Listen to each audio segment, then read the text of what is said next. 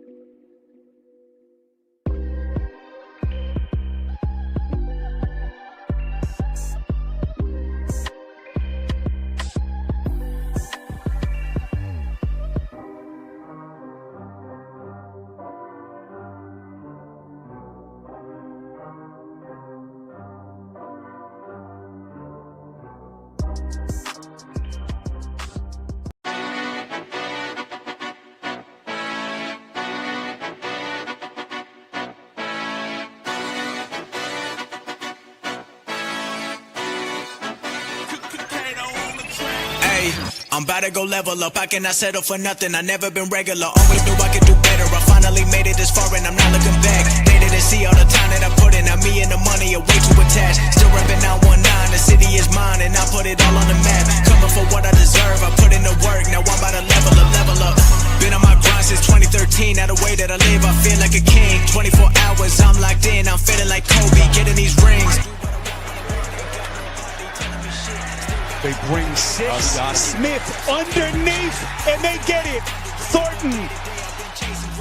Nothing left on my bucket list, but I'm grinding like I'm still in the basement. Ain't nobody who working harder. Money tall like Wembanyama. They be talking for the sidelines while I'm on the court. I've been a baller.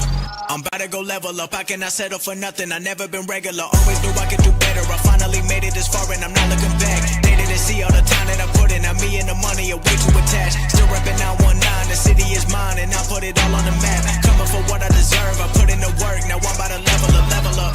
Always knew my potential. Hop in the Porsche and there ain't no rental. Came a long way from studying dental. Now I got plaques inside of my bedroom. Already know where I've been headed. I took my risk and I don't regret it. They showing me love, I'm showing it back. With every song I've been getting better. I know nothing that's good come free. No 9 to 5, I work all week. Put in my time and it keep paying off. I've been getting paid every time I speak. Used to have dreams of getting these ends. Now I make the money go work for me. Can't stop now cause I got what I wanted. Ain't nothing I need in my life but peace. I'm about about to go level up. I cannot settle for nothing. I never been regular. Always knew I could do better. I finally made it this far and I'm not looking back. They didn't see all the time that I put in. Now me and the money are way too attached. Still repping 919. The city is mine and I put it all on the map. Coming for what I deserve. I put in the work. Now I'm about to level up, level up.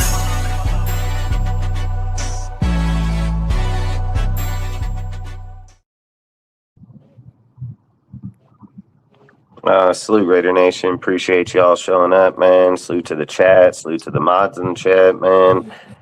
Really do appreciate y'all showing up. Salute to Rudy. Salute to the one that love to hate, man. Salute to STVN. Salute to Ruben. More of Ruben. I'm just gonna say Ruben, man. I don't fucking fuck your name up. Really do appreciate it, man. Plus, at the end of the day, I want to not buy a jersey just because a player comes and goes. You got to always remember, man, those jerseys are rented. People are going to be on there, be on the jersey while they're on the team. So I wouldn't just count out the fact that just because someone comes and goes, you don't want to buy a jersey now. Buy the jersey, man. Support the team. That's what it's about. Not everybody's meant to stay here. It doesn't matter if you're a Hall of Famer or backup. So don't not buy a jersey because of something like that. At the end of the day, salute to all you guys here on the panel, Cortez and Harvey. Really do appreciate you guys showing up here. Salute to you, bro. Thank you again, bro. Yep. If you want to give a shout out, feel free, man. Go, Harvey. Everybody out there in the Raider Nation. It's the #1 Raider stunner. What? Salute Dustin. Salute Raider Cortez. And salute the chat. And I have happy feelings because we released your Marcus Russell 2.0 and we released the injury-prone Maxx Crosby. Thank you very much. Salute to my boy Dustin, Harvey. Thank you guys again. Always nice talking with you guys. I'm just happy, bro. It's time to move on, bro. It was nice knowing you, Max. Once a Raider, always a Raider, but we're on to new, better things, Max. Have a good time in Baltimore. And let's talk this Raiders talk. And salute to the chat again, to everybody in the chat.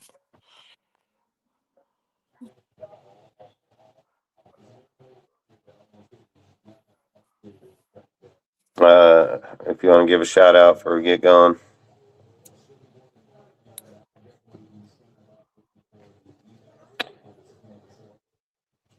William. Can you guys hear me or no? Yeah, bro, you're good. I think William's having some technical problems. All right, either way, we'll just go. So look, man, if people would have asked me about 2 weeks ago if I thought Max was getting traded, I would have said absolutely not. I would have thought that the way Max talked, the way that Max says about things, I told you guys for the longest time they can literally just end the conversation by having Max go to the podium and saying that he's going to be here or the Raiders are going to be here.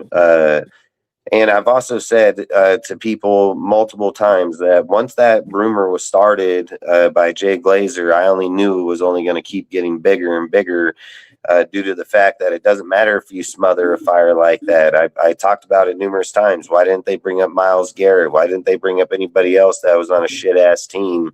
And you're going to just bring up Max, dude. I mean, once something gets put out there, it's only going to get put out there for so long until it takes off.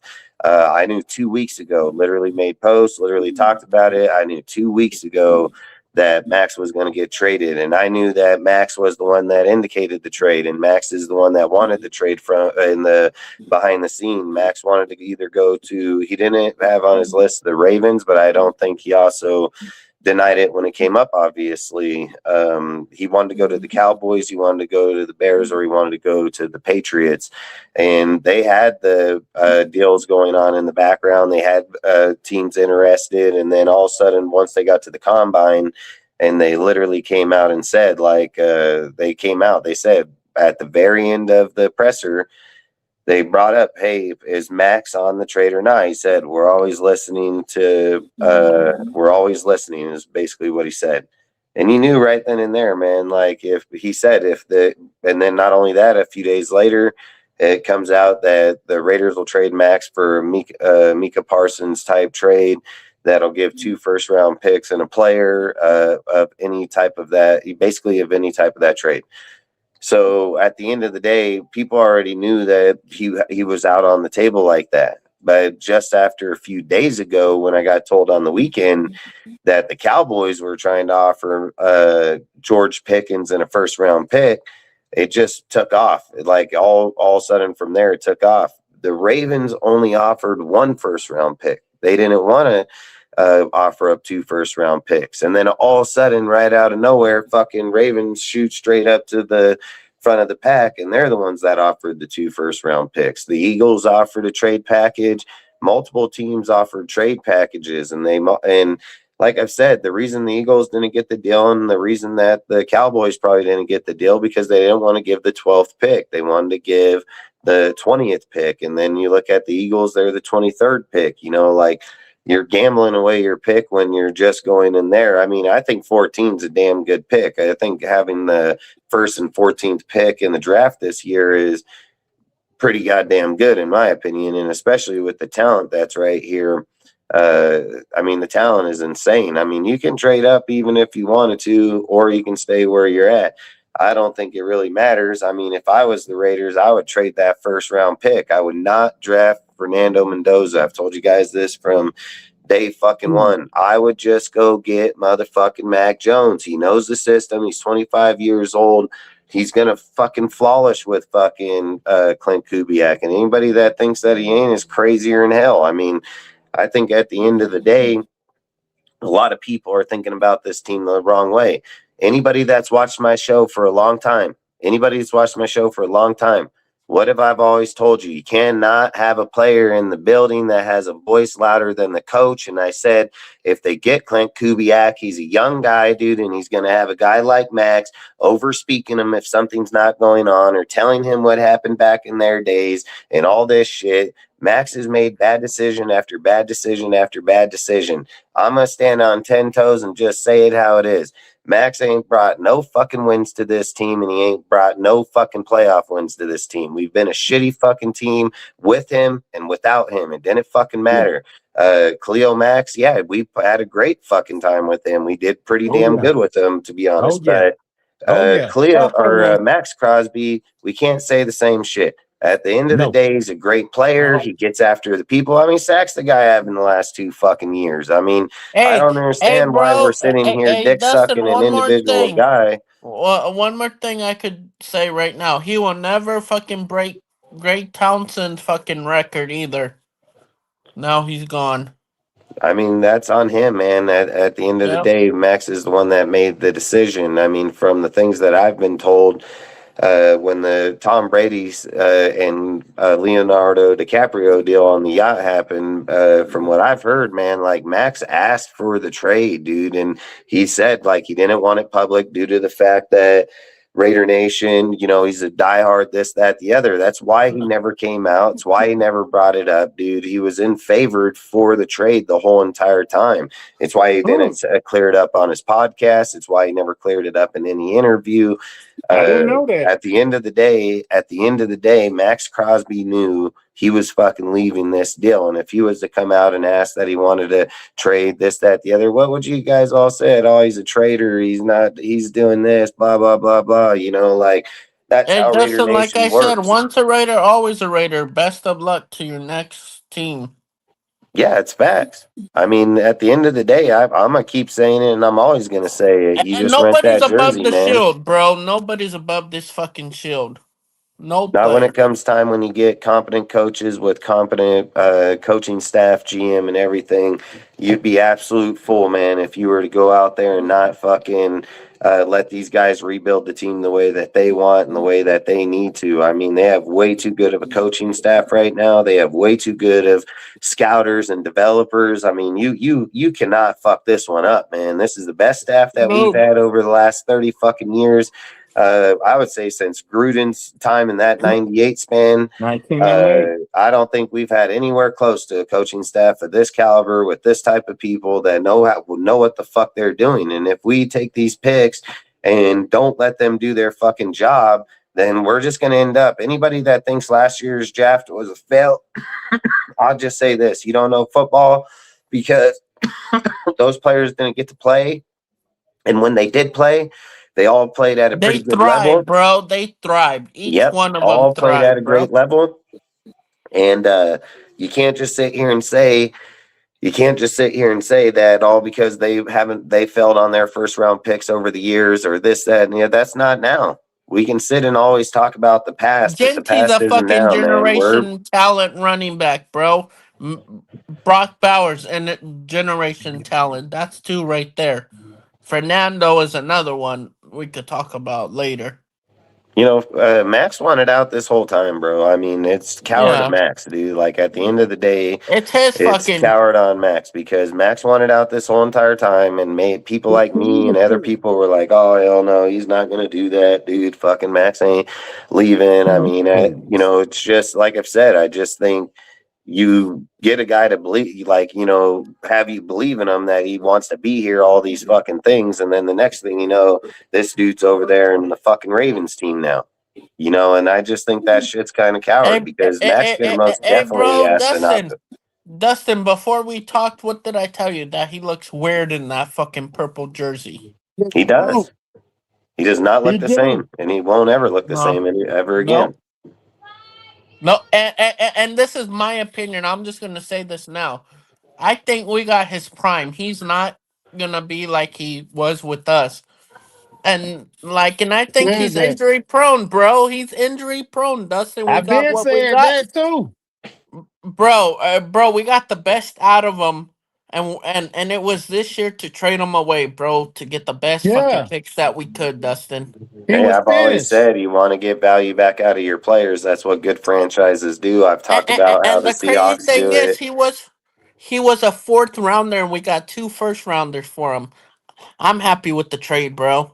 Dustin, I mean, I think it's a great trade minute. when you look at the Micah Parsons fucking trade. I think it's a great fucking trade. I mean, yeah, bro. I've said straight up the Raiders were not going to trade fucking Max unless they got 2 first round picks. I knew we were going to get those 2 first round picks. I think at the end of the day, shout out to my boy Dustin for calling this shit.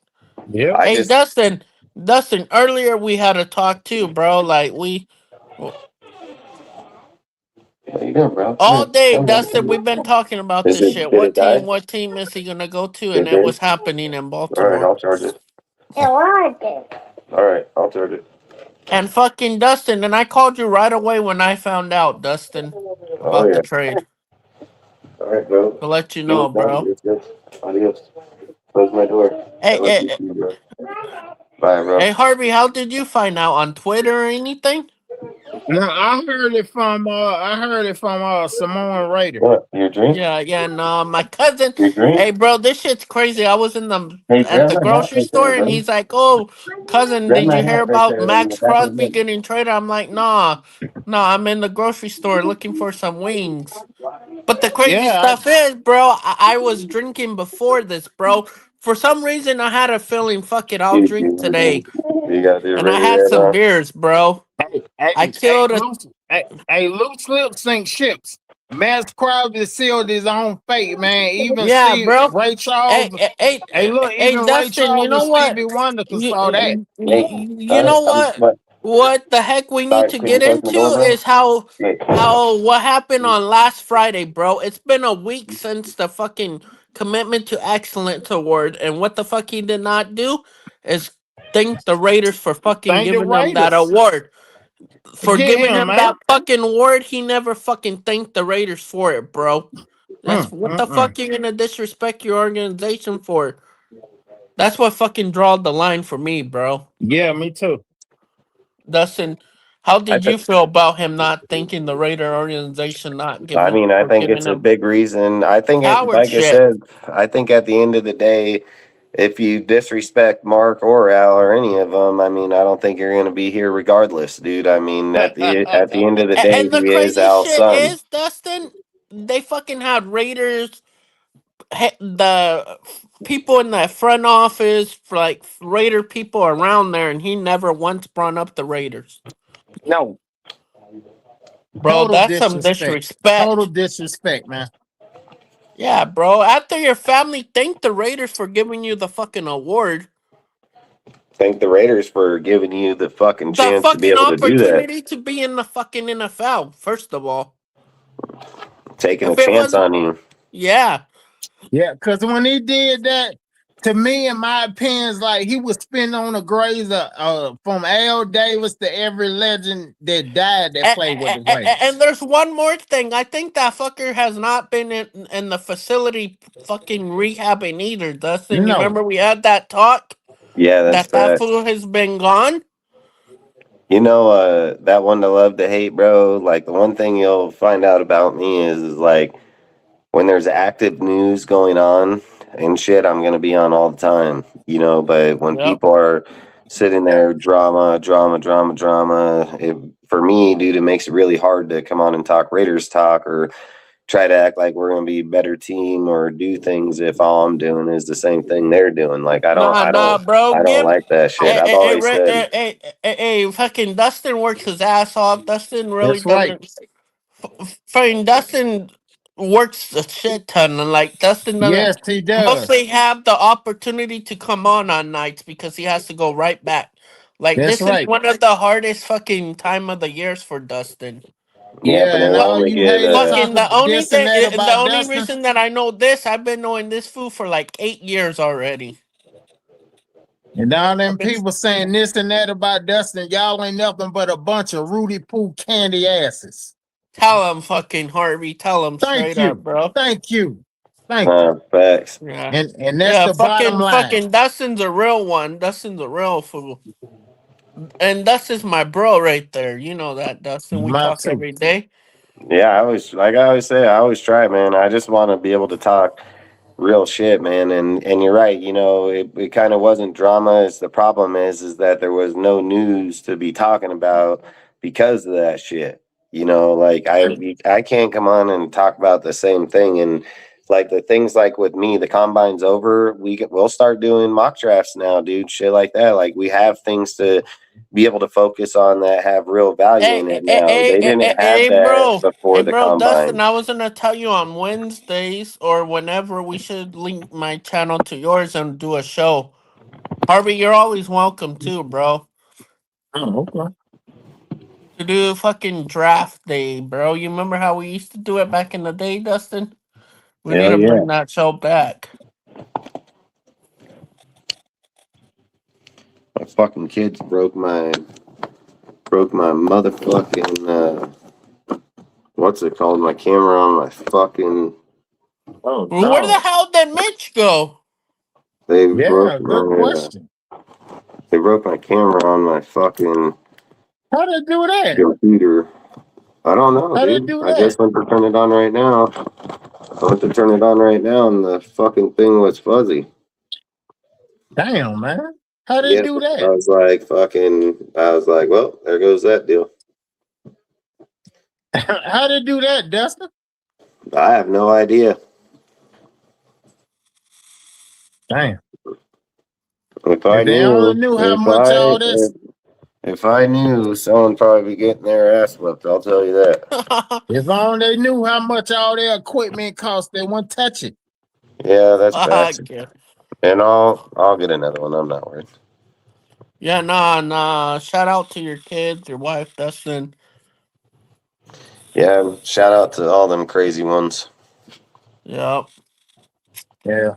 I gotta figure out how to put this at the best angle. It drives me nuts, bro. Nah, bro. You're cool. You're clear, bro. Yeah, we can see you. What's clear? We can see. All right, frickin'. Yeah, I just think, like I said, join the shit, Yonder. We need you up there, Yonder. I've said already, I think at the end of the day,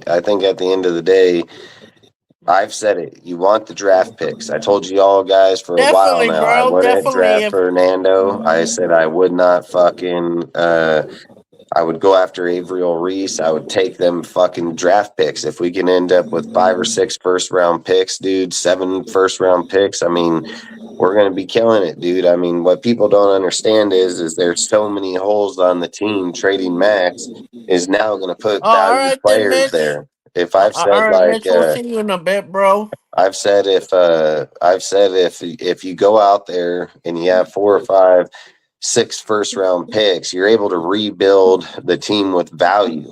Like you're able to Hey, rebuild the Dustin. team with value. If you don't have those valued picks on the team, we got 3 of them on the team and they fucking suck.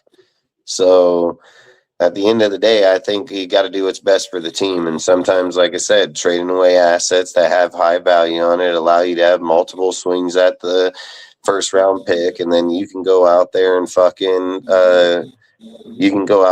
build your team back. And that's what you want to do, man. You want to go out there and rebuild the team back. You're not going to do it with one player. Every single time that you put up a post or you say something, like you can say, oh, we're going to get Justin Jefferson. And you're going to have some fucking dumb Raider fan out there that says, can he play O-line? It's just dumb shit like that. So the point is one player, no matter how good he is or what his name is, you're never going to be able to fucking satisfy the team or the players or the people.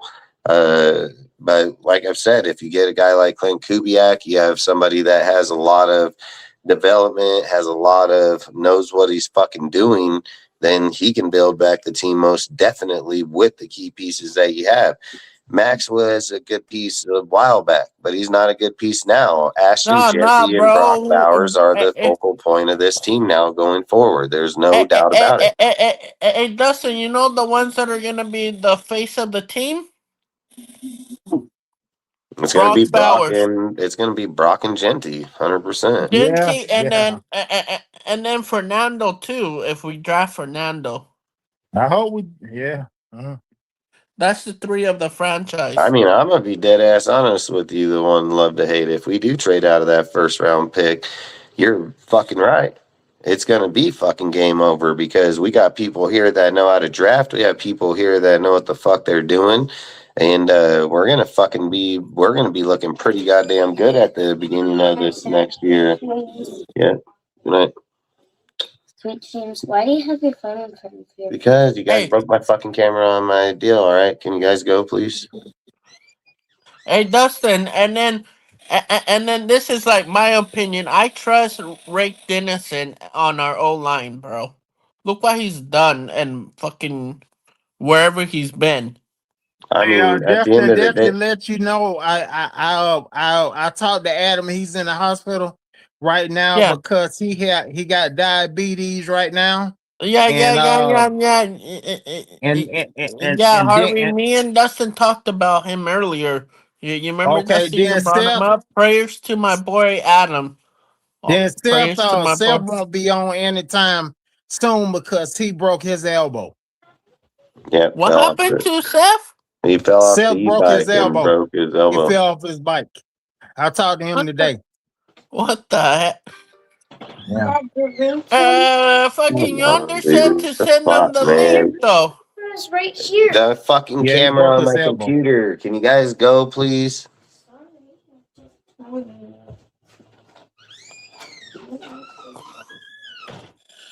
of a sudden they want to say sorry. Ain't that a bitch? Shit just irritates the fuck out of me. Yeah. It's you know what? Yeah, you might have a point here, though. And the others. Shit. Hey, Dustin, can we talk about how much money we got now? Yeah, we got a fucking $130 million. Yeah, bro, the most in fucking NFL. Bro, we got the most in fucking salary cap.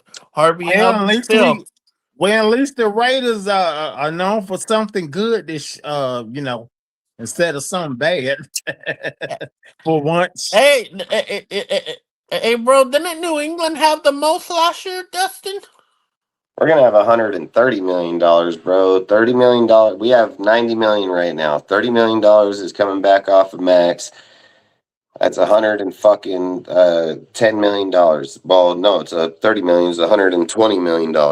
And then you got $8 million back off of Gino, $3 million or $5 That's million back off 13 of the million. Kappa, and then That's you only 13. spent $3 million on Three players. players. Yeah, Hmm. hundo. Fucking so 128. That's the most in the fucking NFL in salary cap. I think the question is who the fuck can't we sign in free agency? I Yeah, think bro. that's Throw what the money. Throw I think the throw a blank question should be. check at anybody. Dude, they just let go of fucking Tremaine Edmonds. His brother's on our practice squad, dude. He'd be the perfect fit in the 3-4 defense. We talked about this Uh, yesterday, Dustin. We talked about it yesterday, did we not? yeah, he would be probably the best fit in this 3-4 defense that As they're the going to middle run linebacker. Put as him in the the middle. base defense that they run. He runs a coverage. He runs a coverage and you know what I'm gonna do? I'm not gonna keep fucking with my phone. I'm just gonna put all up my shit. I just want my camera on. That's just how I'm gonna do this for now. Yeah, bro, Until I do can that. get a stand for my Camera. Yeah, I'm not gonna keep fucking doing this over and over. Yeah, nah, bro. Yeah, man, Harvey, we're in the great days of Raider Nation, bro. Tell me about it. It went Hey, away in 2002. That's what man, happened to bro. it. Then it Bro, just I'm got fucked happy. up. Then it just I'm got very fucked up. happy, bro. Bro, we don't gotta deal with fucking his nonsense anymore of him fucking Yes. hiding the shit. Yeah. Fucking staying quiet. Oh, this, that. Nah.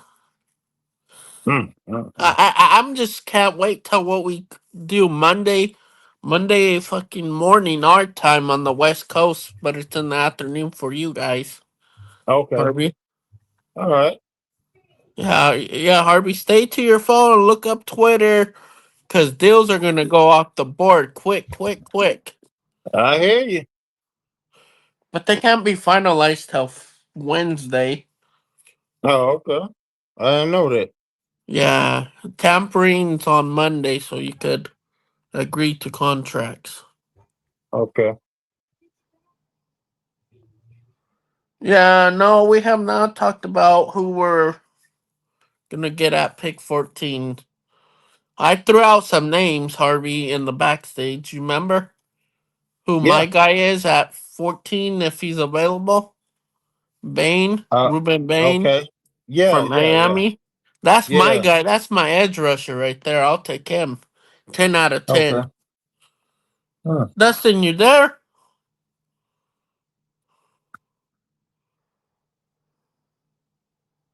No, we don't need no tackle. We could get that in free agency with the money that we got. We can get linebacker. They can get linebackers in free agency. Yeah, but man, this is another thing I want to bring up with Dustin once he's available. Dustin,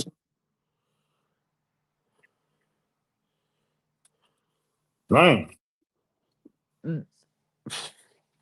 I don't know where he at, man. how would you feel if we took a Mario Cooper, Indiana wide receiver with the 14th pick? How would you feel Oh, I about would that? like that. I would like that because Or Casey Champaron, or what's his name from Texas A&M, the receiver, either 1A or 1B. well, I get the first one you said because he can hook up back With with Fernando. Fernando Mendoza. Yeah, Yeah, because they know each other already. You know what I'm saying? They play with chemistry. each other. They Yeah, got chemistry. yeah. Dustin, Yeah. hey, Dustin, would you take a Mario Cooper at 14?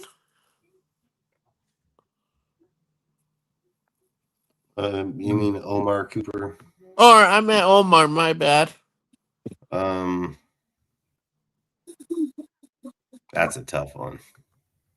Or Casey, what's his name? Casey from Texas A&M. I don't know if I'm taking any of them at the 14th pick. They're both second round players. The best case with Cooper, he might be a late first round. So you're going back in there. If I'm picking somebody at 14, it's going to be one if Bain is there. I'm taking Bain out of 1 out of 10, Dustin. That's my guy. Man, you got to remember what Spytek and them said. He said he went to that game. It wasn't just one player that was great. There were multiple players there that were great. He indicated like in there what two teams were playing, Miami and them. I mean, Bain is a good player. I think when you're trying to replace Max and get a young kid on a 5-year Bain would be a star right there, bro. Hey, damn, I ain't ready to Cortez. Y'all be easy, okay? All right, Harvey, have a good one. We'll see you Monday, bro. We'll be back Monday with the show. All right, have a good one, Harvey. Yeah, I think at the end of the day, if Bain's there, Dustin, I'm taking him. There's no tackle. There's offensive tackles that are going to be right there. But should we take a tackle, though? If Bain's there, I'm taking Bain over a tackle. Bain can go in the top 10 just like anybody else.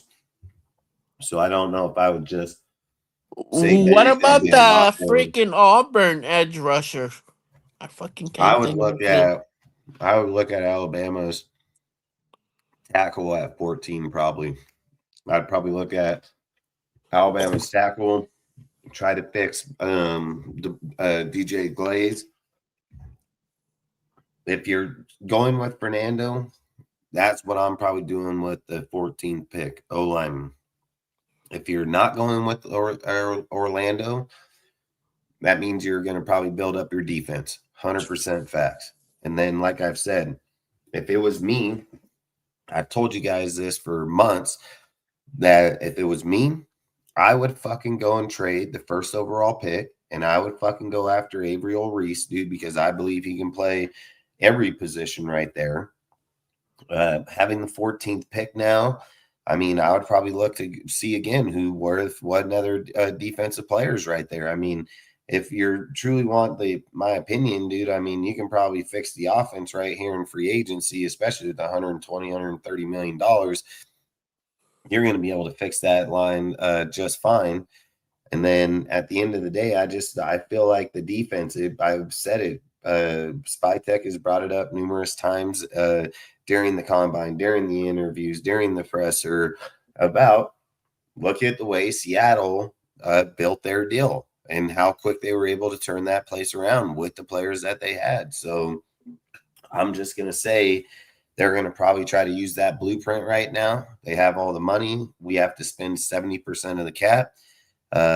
We're getting some motherfucking players right now. So I just feel you can't go out and just sign any person in free agency just because of who they are, what their name is, where they've played, things of those factors. I think you got to spend the money where it's best fitted. And like they've said, and free agency is where you go get proven players to fix your team.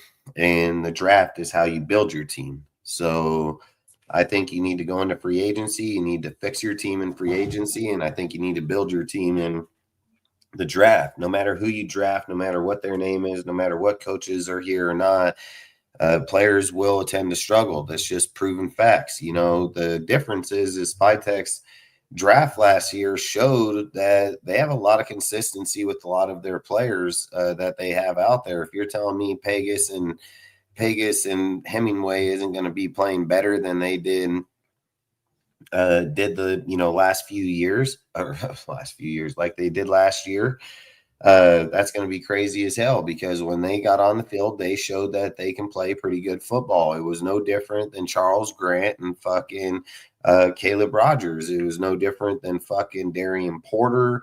I mean, their whole entire draft class damn near fucking Besh when he finally got fucking quarterback throwing him the fucking ball. I mean, it's numerous people on this deal that tend to shine, including Genty. I mean, fucking this draft class, there is nobody in this thing where I would be like, man, that guy Thornton, I would say, needs to develop. I think he needs to develop. I think he needs to be a better player. But I would say at the end of the day, their draft class was pretty fucking good. And if you're telling me that they trade off that first overall pick because they went and got Mac Jones can win right now. And he knows their system and he can play the system damn good. It's just like Kyler Murray coming out. Kyler Murray can play in this system really good. The problem is I feel like Clint probably feels having the pocket passer in there is going to be a little bit better at the end of the day. Because throwing from inside the pocket, they're going to be able to move the ball a lot faster. And that's what Clint's system is about, is, fast reads and getting the ball out of your hands quick. So I think Kyler would kill it in Clint's system just due to the bootleg play actions, fucking developing out of the pocket. He's a pure athlete. He's a pure athlete, dude. He's a fucking badass. So I think at the end of the day, people got to remember Kyler was drafted by the Oakland A's and fucking the NFL. So that kid can fucking ball. And I've always said, if you put a player in the right system, they're going to be able to ball out. And I would look to go after Kyler if it was me. I just feel like you can get him anywhere between $5 and $15 million, man, maybe 20. I mean, the Cardinals are going to eat the majority of that contract. But I think the smartest thing would be is go after Mac Jones, because he comes from the Kyle Shanahan tree. He knows the system. He's already shown to have success, even with a broken Niners team due to injuries and so on. I mean, if I'm the Raiders and thinking like where they're at right now, bro, you got fucking 120 to 30 million fucking dollars. If you can't fix your fucking team, you're never going to fix your team. So I would say at this point in time, the Raiders got to be smart about this rebuild here, man. Like, you've literally shipped off Maxx. People are going to say, oh, we need to get another Maxx. We need to replace Maxx.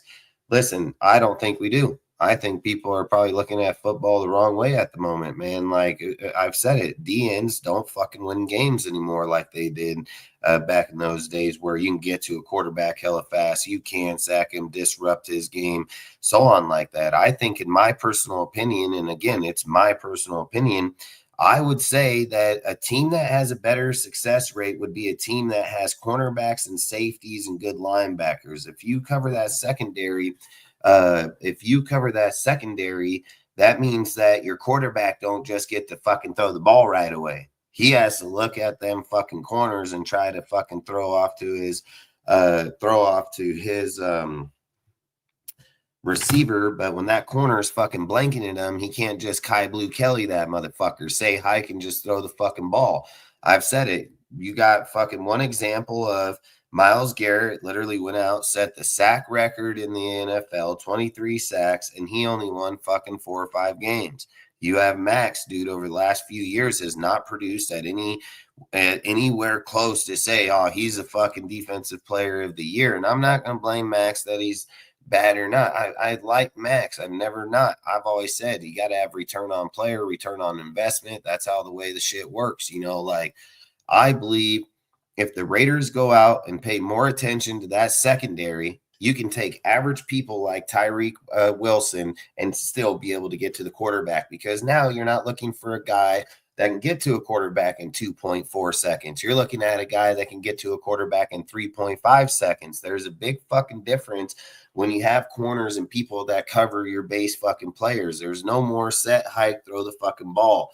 So for me, I don't know if I would so much focus on the fact of replacing Maxx Crosby. I would focus more on the fact of, let's just start building good players. Like, I would focus more on that secondary more than I would focus up on that fucking line at the moment. I've said it. When you have teams that have good pressure in that secondary, they cannot just throw the ball right away. It's teams that don't have it, just like we didn't last year, dude. Kai Blue Kelly got fucking burnt on like burnt toast. And if Keelan Allen was playing him, you say burnt fucking barbecue, like, Straight up. It's just facts. So I think at the end of the day, the focal point, in my personal opinion, just like I told you guys for the last 2 months, I would focus on fucking giving Clint Kubiak the best offense that you can give him. Let him go score points, and let's rebuild the defense over the next few years. Like, you need to most definitely knock out the offense right away, and then let the defense start getting competitive. You have a young fucking defensive coordinator that's never called plays. You can't expect him to come out here and just lock down games and win them. What you got to let him do is develop. You got to let him get put in certain circumstances that he needs to start theory, like that's what he needs to do. He needs to be able to develop. Let Clint go put up fucking points. That's what people want to see. That's what Raider fans want to fucking see. They want to see that fucking Ashton Genty and fucking Brock Bowers and them and fucking Bash and whoever else we bring in, that they're scoring fucking points. That's what they want to see. And if they get fucking defensive built up here over the next few years, I don't think we're going to have any fucking problem with it, dude. The focal point is you guys will sit and say, Maxx Crosby is a diehard, Maxx this and that. You guys won't be talking about Maxx in a few months. You guys won't be talking about him in a few months, and it's just facts. Today, people are mad that he's gone, and tomorrow people won't even remember that. I'm not going to say he wasn't here. I'm absolutely not going to say that. All I'm going to say is it's not going to be as big as need as people think about it, dude. I've said it. The way this coaching staff is, the way these players are, they're 100% be able to fucking pull players from the draft and free agency that are most definitely going to overturn this team. Hey, Dustin. Yeah. The same way as Khalil Mack was gone, we could always replace him too. At any given moment, man, somebody else can pop up, and you can most definitely and I'll keep saying it. I don't believe that the Raiders should focus on trying to replace Maxx, because I don't think that's hey, bro. Why did we just re-sign Snowden, bro? They must have knew something with Snowden just to bring Snowden back. I mean, when you're bringing up a fucking backup, I don't think that really matters. I mean, backup is a backup. Tyree Wilson may be able to start. Hey, this could be good for Malcolm Kuntz too to come return back. I mean, I've said Tyreek plays better when Maxx isn't here for some fucking reason. I don't know why it's like that, but Tyree plays better football when Maxx isn't out there playing. I don't know if I would focus on bringing Malcolm Kuntz back here, because Malcolm Kuntz, I mean, I feel like he's already had his time. I mean, I think you need to focus on dudes in the draft, and I think you should probably focus on return the Mac. I mean, just bring Mac. I don't know if I'd focus on people that have been here or not. I mean, I'd like to see him bring back Alex Engel for sure. Definitely bring him back as a fullback. Because now he's a free agent. Yeah, bring him back. And the crazy thing is, he's the first one to score a touchdown in Vegas. Bring him back. Yep, I think at the end of the day, the Raiders just got to build through the team in the way that Kubiak visions the team. I mean, the guy's not dumb. He's very smart. He comes from a proven heritage from his dad and so on. I mean, if I'm the Raiders, man, I'm 100%. Like I said, I think it was really good between both of them, because they both came out here. They, Spytek and Clint, they both said, like, yes, we expect Maxx to be suited up playing here next year, blah, blah, blah. And they went on with their way getting rid of him. At the end of the day, they're not worried about how the fan base looks at it. They're not worried about, oh, man, you came in here and traded away Maxx Crosby. At the end of the day, you're going to find out. Maxx is going to come out and tell the story about why he wanted to be out of here, and I guarantee you it's going to be because of we being a rebuild and the way that he probably seen Tom Brady and them at that yacht and how that deal went down. So and fucking bringing up Guerrero too, Alex Guerrero too, he would bring that. Yeah, because Alex Guerrero reports back to Tom Brady. It's why they don't like him. Yep. He said it's a football no football IQ guy out there on the floor thinking he has power, fucking reporting back to Tom because he's not there. That's why he doesn't like that guy at all. So, but at the end of the day, but now you don't gotta worry about it. Have fun in Baltimore. I would say, like, I get Max. Dude, they just got a new coach, Jesse Minster. Dude, there's nothing saying they're going to go out there and win 13 fucking games next year. Nothing at all. So I would say at the end of the day,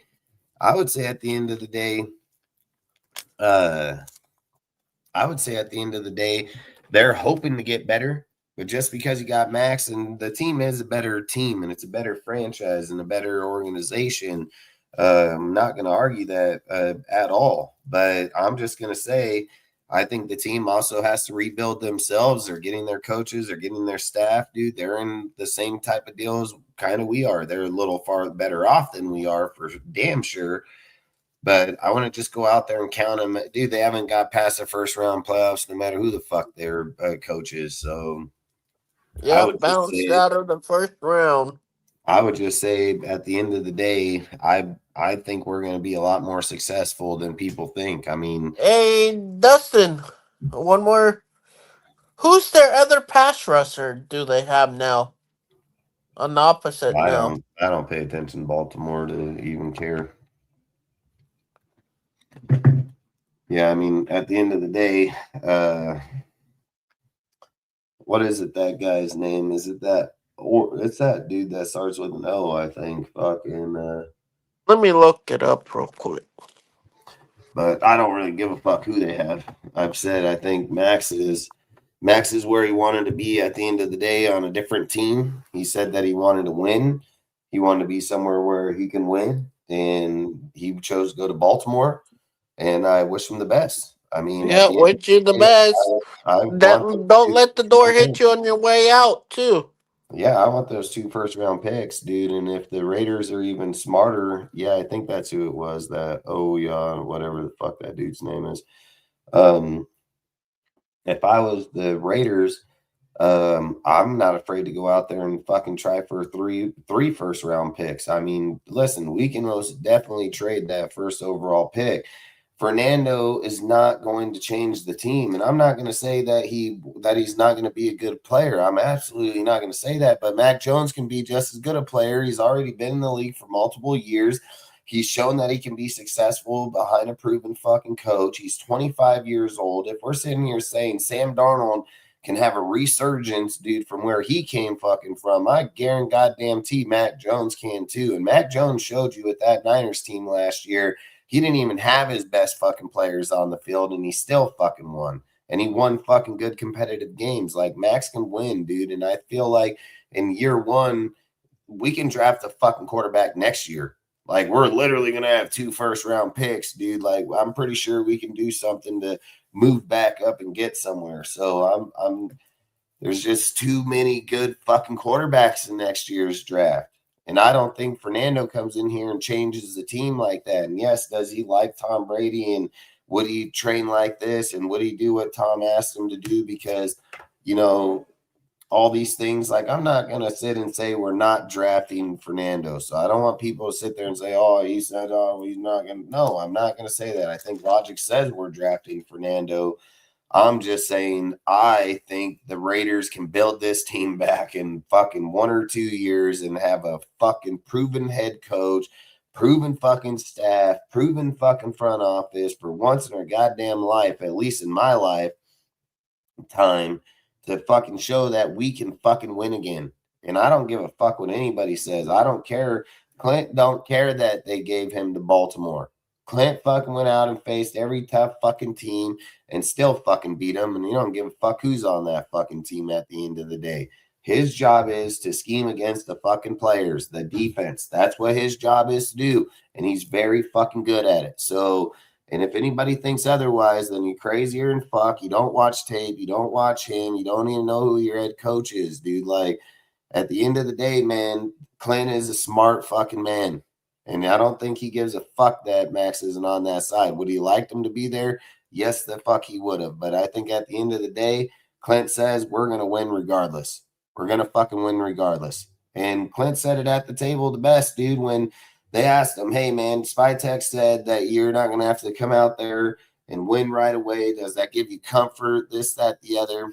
And he said, well, it's cool that Spytek feels that way, but we're going to try to come out and win right out the gate because it's in his nature and they know how to rebuild. And they've been places where they've been on bad teams and had to turn them. And even though he may not have been the head coach, you got to remember, man, his fucking dad, all these people, families like them are the families that have the most success in the NFL because those are the motherfuckers sitting at the table at night or at fucking family vacations or fucking, holidays or whatever it fucking may be. They're the ones having those conversations of what they did, how they got there, dude, from real experience, not bullshit fucking people thinking that they know what they're doing. I've said it. There's a reason Clint took the job because he knows if he turns this team around and fucking turns them into a consistent playoff team, turns them into a Super Bowl team, that he's going to be in the motherfucking Hall of Fame. So many coaches came here and failed, and he fucking come here and fucking and change that whole deal. So I would just say Clint knows what they're doing, and they don't have an incompetent staff here. They have a very good fucking staff here. They know these are fucking a lot of people on this staff have multiple Super Bowl wins. And Definitely. know what they're doing. They know what the fuck they're doing, Dustin. Yeah, it's facts. I mean, these fucking guys. What's up, Ozzy? These guys. Hello, Ozzy. How are you feeling about this trade? I've been saying the whole time, like, I love Max, but it's time to trade him. Hey, bro. I'm happy with the 2 first-round picks. Have they actually gone through with it? I haven't checked anything today. Yeah, they got 2 first-round picks for him. He's out here. Oh, he went to Baltimore. Okay, so they did it to Baltimore. Okay, yeah. Well, I would have preferred to do it to a different team. And pick 14. We got pick 14 this year's draft. Oh, nice. That's right in the. We could get someone like Sonny Styles or someone with that pick. Or freaking Lemon, or what's his name? You're not getting Sonny Styles with that pick. Sonny Styles is the 3rd overall overall player off the fucking board right now. He's not, he went up. Yeah, he ain't going at that pick. No, I have to recheck the board because I haven't checked. Bane, if Bane is there, I'm taking Bane from Miami. It's most likely going to be an offensive tackle. Yeah, probably a right tackle. I'm thinking.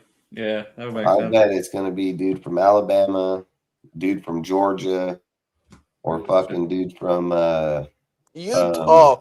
One of the Utah boys. I think at that point it's Alabama, Georgia, and who the fuck else? Utah?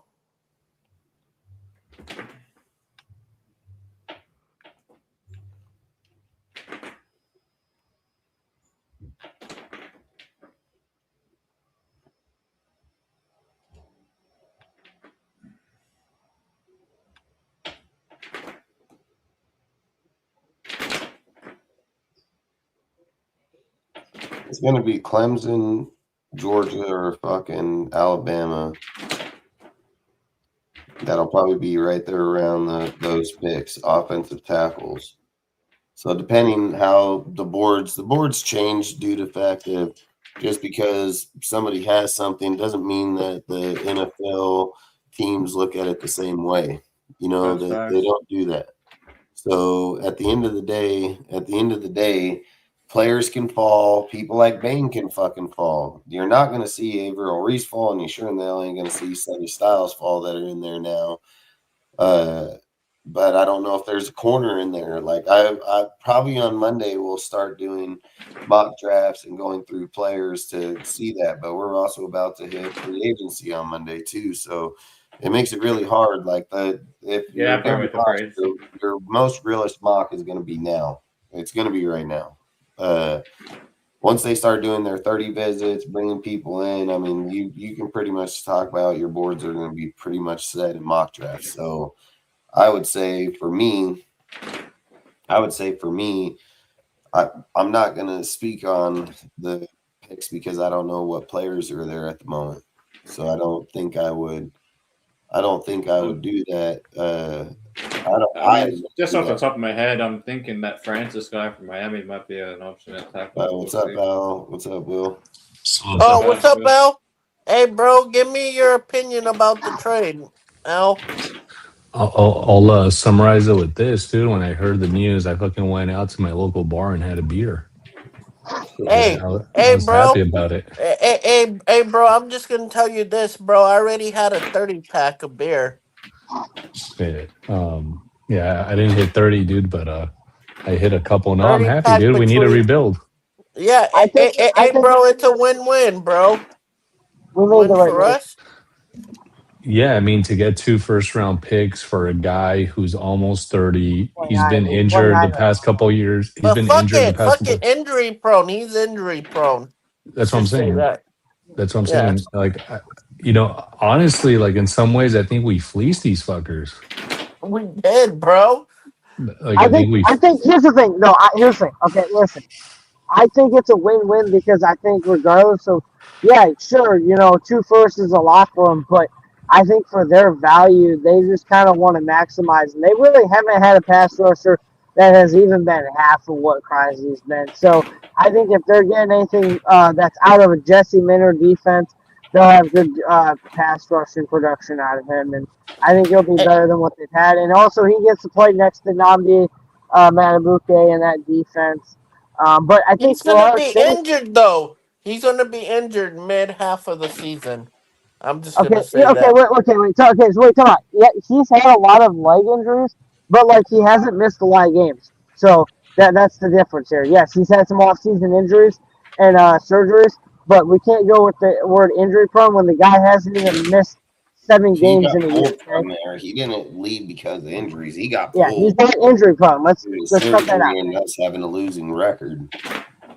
Yeah, he's not injury prone. He has not missed many games in his career. Yes, he's had off-season surgeries, but he's not injury prone. But the thing is, how is he acting right now healthy? Everybody, definitely ain't gonna start having that shit. That's for sure.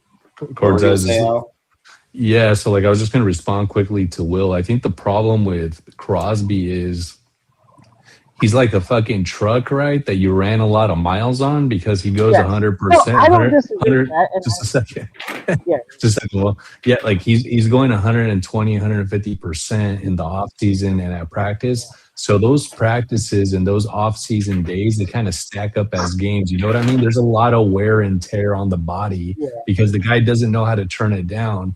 And so, I mean, I see Will right now driving. It's like if he's going at fucking 80, 90 every single day. I don't know. I'm in that school zone.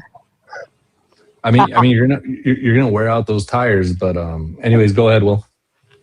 I was just going to say, I think the other thing for us, really, it's a win-win because we're not expected to be a winning team right away, and that's what he wants. He wants to win right now. So, yeah, don't be surprised if they don't. You have anything you want to add, Ozzy? No, just that I haven't checked the actual. What was the actual picks that we got? 12, 14, and 14. 14th pick and the pick next year. Their first round pick next year. Yeah. Well, that's a good deal. I'll just say that's a good deal. I was hoping a player as well, but I mean 2 firsts. I'll take it. Yeah, we weren't going to get a better pick than the 14th pick. The Cowboys had the 12th. The Cowboys offered the 20th, and Pickens. They weren't gonna fucking get it. And you got to think about this: why they probably didn't take the Jalen or the Pickens deal because they didn't want to pay the player's contract. All you're doing is Maxx and taking on their shit at 20, 30 million. And the other crazy thing is, Dustin, like I've been saying since we started, we could get 5 players out of this whole thing with Maxx. I mean, you're going to get a lot. Yes, 100%. His 30 million and 2 picks, you could end up with 5 valued players for sure, or at least 2 or 3 really high valued players. I mean, that money right there and those picks right there just literally probably saved the fucking organization from just going in the shit over the next few years. I mean, you're going to have multiple firsts. You're going to have 4 first-round picks in 2 years. So, I mean, you're most definitely. And if they trade off that first-round pick right now this year, dude, they're probably going to have fucking 6 first-round picks over the next 2 fucking years. So, I've said it. Do you think we're going to go into this draft and draft 10 players? No, we're not doing that. They're going to use those 11 picks out of this year's draft. They're So not far, we got going, 11. they're not going to fucking draft 10 and 11 people. It just don't make no sense. Don't even be shocked. Is use those picks in certain areas, trade up, fucking trade back, pick up more picks. Like they could probably, let's just say they draft 8, 9 people this year, but valued picks. Like I've said, dude, Yeah. I mean, I think the way Spytech and all them did what they did last year, you can go out this year and spend money. You can spend money in the draft. You have $120 to $30 million. You can most definitely spend money in this draft. So I would not sit and say, hey, I don't want to go out there and draft, 2-3 people, because when their contracts come up, we're not going to be a bullshit. You have the money to do it. I would do it right now. You're never going to have a better chance. We're never going to have a better scouting team that can fucking draft actual talent and then have the coaches that we have right now all the way up and down the board, offense and defense, that can develop motherfuckers. So I would say for me, 100% is that fucking, if you're going to try to change the culture and the way this team goes for the next few years, the timing's now. And that's just facts. You got to do it now. And plus that, Dustin, it was time to do the trade a year before anything. I've been saying it. Al knows it. I've been saying it. He's been on this show for 4 or 5 years. I've said it for fucking at least the last 3, 4 that they need to blow this bitch up. I've spoke about it 100 times. They cannot have a player on the fucking team that's voices louder than the coach. I've said it, dude, that Maxx has literally made bad decision after bad decision when it comes to coaching hires. That's why they didn't involve them this year. It's why they fucking chose to move on. And we probably have our best fucking staff here, and they can't have a guy like Maxx telling people that, well, when we had Gruden or when we had this, we did this, and, this isn't going to work. You can't do that. You have to have a coach that everybody buys into what they're talking about right now. And I'm not going to sit here and fault Maxx, but Maxx fucking had a lot of drama over this last year, dude, and he was probably over that shit. He was probably like, yep, I'm not fucking doing this no more. The Tom Brady deal escalating. I mean, there's a lot of things that fall in there, and people look at it as it's a bad thing that Maxx goes. Listen, bro, that sucked the fucking dick. And the minute that they got rid of Quentin Williams and Sauce fucking Gardner and them, they played way fucking better. Sometimes having high-profile players on the team are not what the team fucking needs. They need continuity, consistency, people to fucking fall in line, dude. I'm not sitting and saying bad, Maxx is a bad person, but name me a player on this team that got their skill set from Maxx. Show me somebody that's developed like Maxx. Show me any motherfucking guy on that There's team. nobody, bro. There's nobody. There's nobody. There's nobody. That's right. So at that point in time, you can be a good leader. You can be the best at what you're doing, but what you're doing is not affecting what other people are doing. So at that point in time, I've said it, just take the draft cap, take the value, and fucking move on. At that time, it's time to rebuild. People can sit here and say, you're not going to replace Maxx. Nobody's saying that we're going to even try to. So I've said it. I think they should go in the cornerbacks, safeties, and linebackers first. Build up that fucking defensive line over the next 2 years. I don't give a fuck. No matter what you have back there, it's not changing the outcome of this fucking team. Obviously, we've had Maxx there. If Maxx ain't doing it, nobody else can do that shit either. Yeah, Dustin, other position outside of defense that I would think they might take at 14 is possibly wide receiver. Yeah, I don't know who would be on the board wide receiver. Probably like Carnell Tate, maybe. Yeah, fuck that. I ain't fucking. No way. You run the 5-second 40. I'll fucking pass. No, I mean, the guy runs a 4.5 fucking 8.40. I mean, for their position, I don't know. I'm not taking Tate, dude. I don't think it's that big of an issue. I think if they're going to take a player there, it has to be a cornerback. If there's one on the board, it has to be a linebacker. It has to be an offensive tackle at the right offensive tackle. You can't fix the team regardless of what quarterback's in there. DJ Glaze gets outbeat by edge rushers all the fucking time. no matter what the fuck their name is. So I don't know if it would be smart to do that. I would take somebody that solidifies the team. It's the offensive side for damn sure.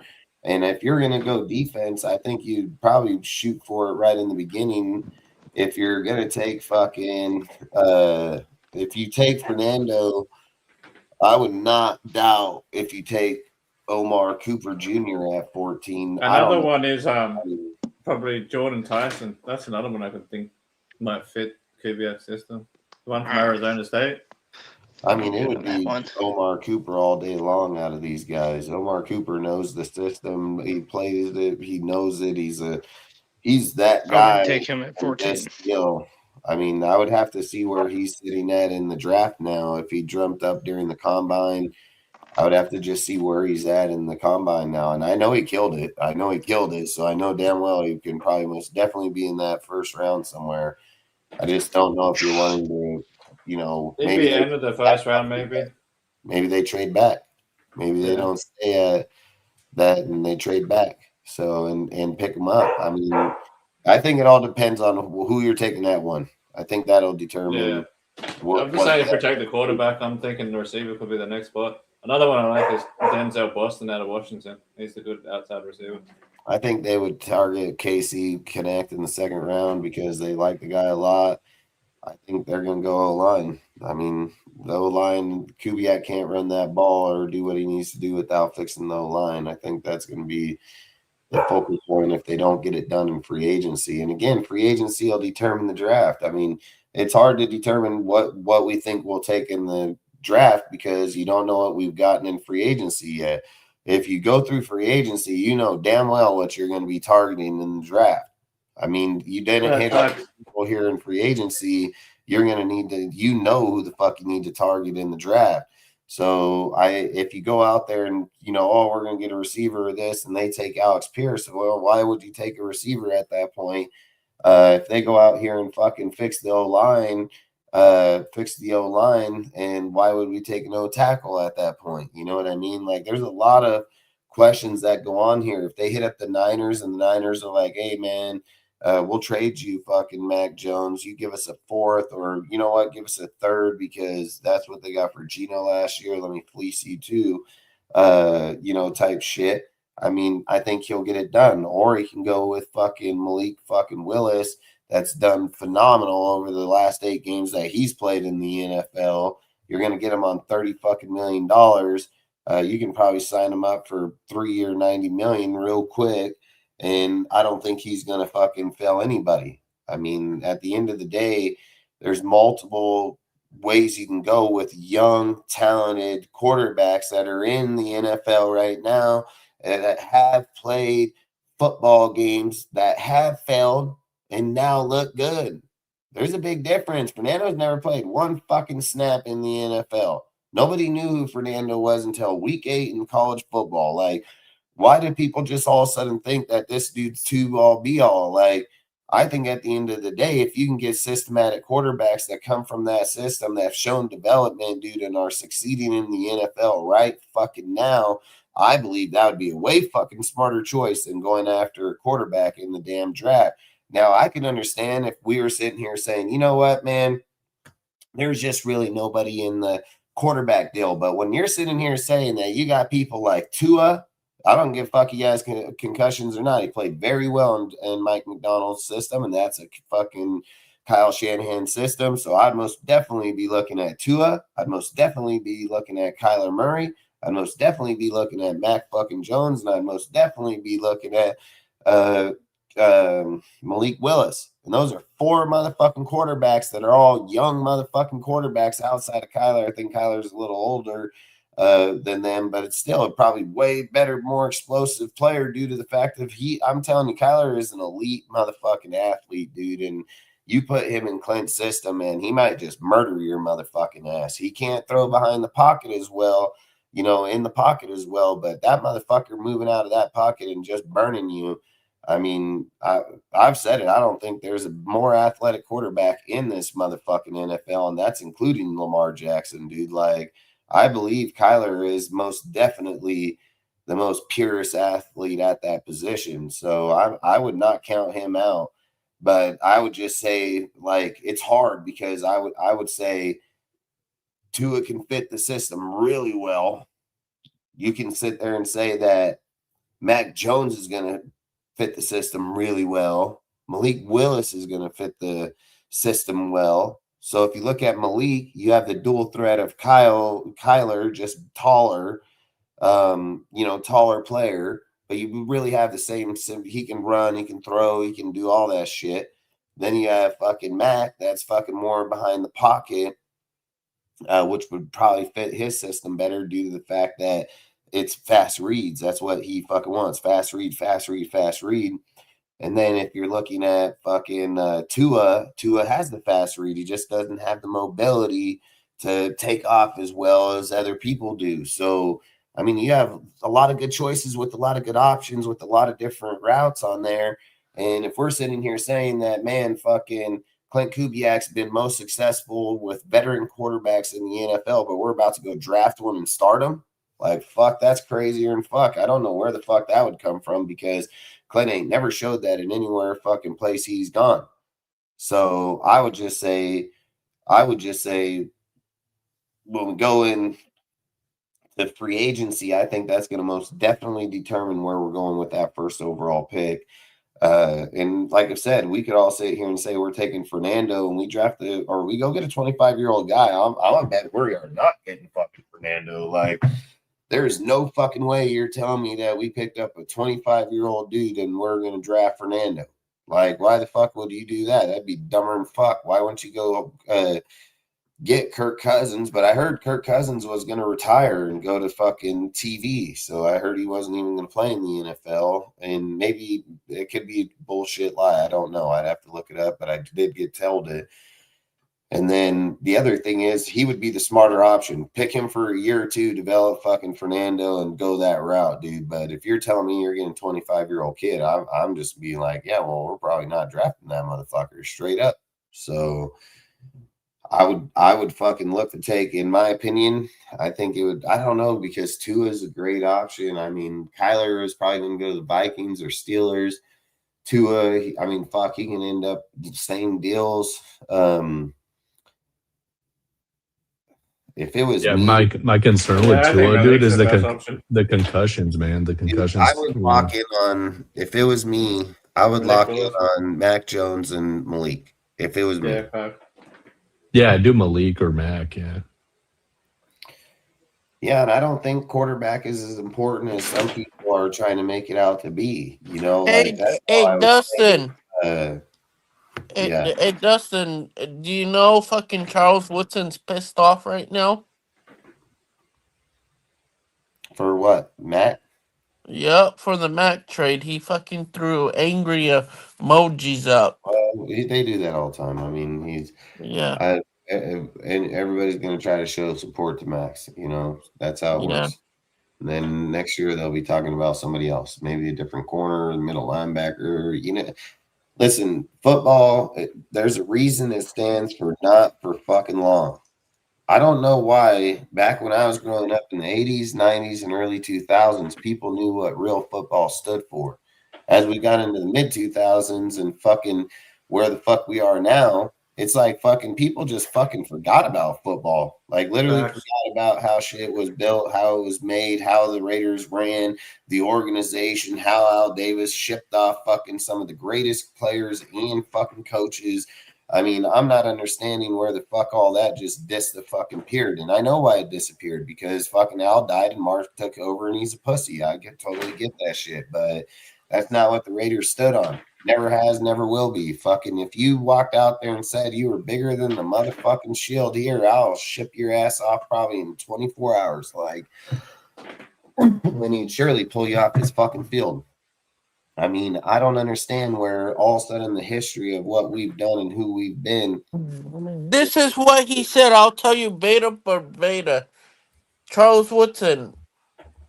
I love when people feel the need to tell me it's a business. So fuck what with mad emojis. Well, he should know best himself. So at the end of the day, It doesn't matter who your name is, where you've been, what you've done. Charles himself fucking got let on. So, I mean, at the end of the day, he went over to the Packers and then we brought him back. Everybody's time runs to an end here, man. So this is what I would say. You'd let Derek Carr go with no cap. You got fucking Max let go for a fourth round pick for 2 first round picks. Fuck, that made up for Derek fuck up. Like straight up. If we're sitting here saying one player is going to rebuild this whole team, these motherfuckers probably watched tape and was like, holy shit. I guarantee you they were sitting in them offices fucking thinking like, there ain't no fucking way you expect us to go out here and win with this shit? Like, you know damn well that's why they're overhauling the team the way they're doing it. And Dustin, and if we actually had another player of Max's caliber, his ass would be shipped off too. I strongly believe that. Like, let's be real, because I'm to your point, I'm pretty sure Kubiak has been rewatching like all the tape from last year, and he's like, there's a lot of fucking holes here. There's a lot of holes. I've been saying the whole time that we need to like go with the youth movement. No, it looks like that's what they're gonna do. So that's good. That's why I'm saying I don't think Tyree's gonna go anywhere. He's on a cheap contract. He's still young. They'll probably try to develop him for at least 1 more year. They could bring Kuntz back, but I don't think so. Like Dustin said, I think his time's up too. So I think they're just going to go with young players mostly, and then we'll draft some more. Like I strongly believe we're drafting a nose tackle probably in the 2nd round. Probably. I mean, I think the other thing that I was going to mention is I've been skeptical about Spytek just because he's like a new GM, but he showed me a lot with this trade.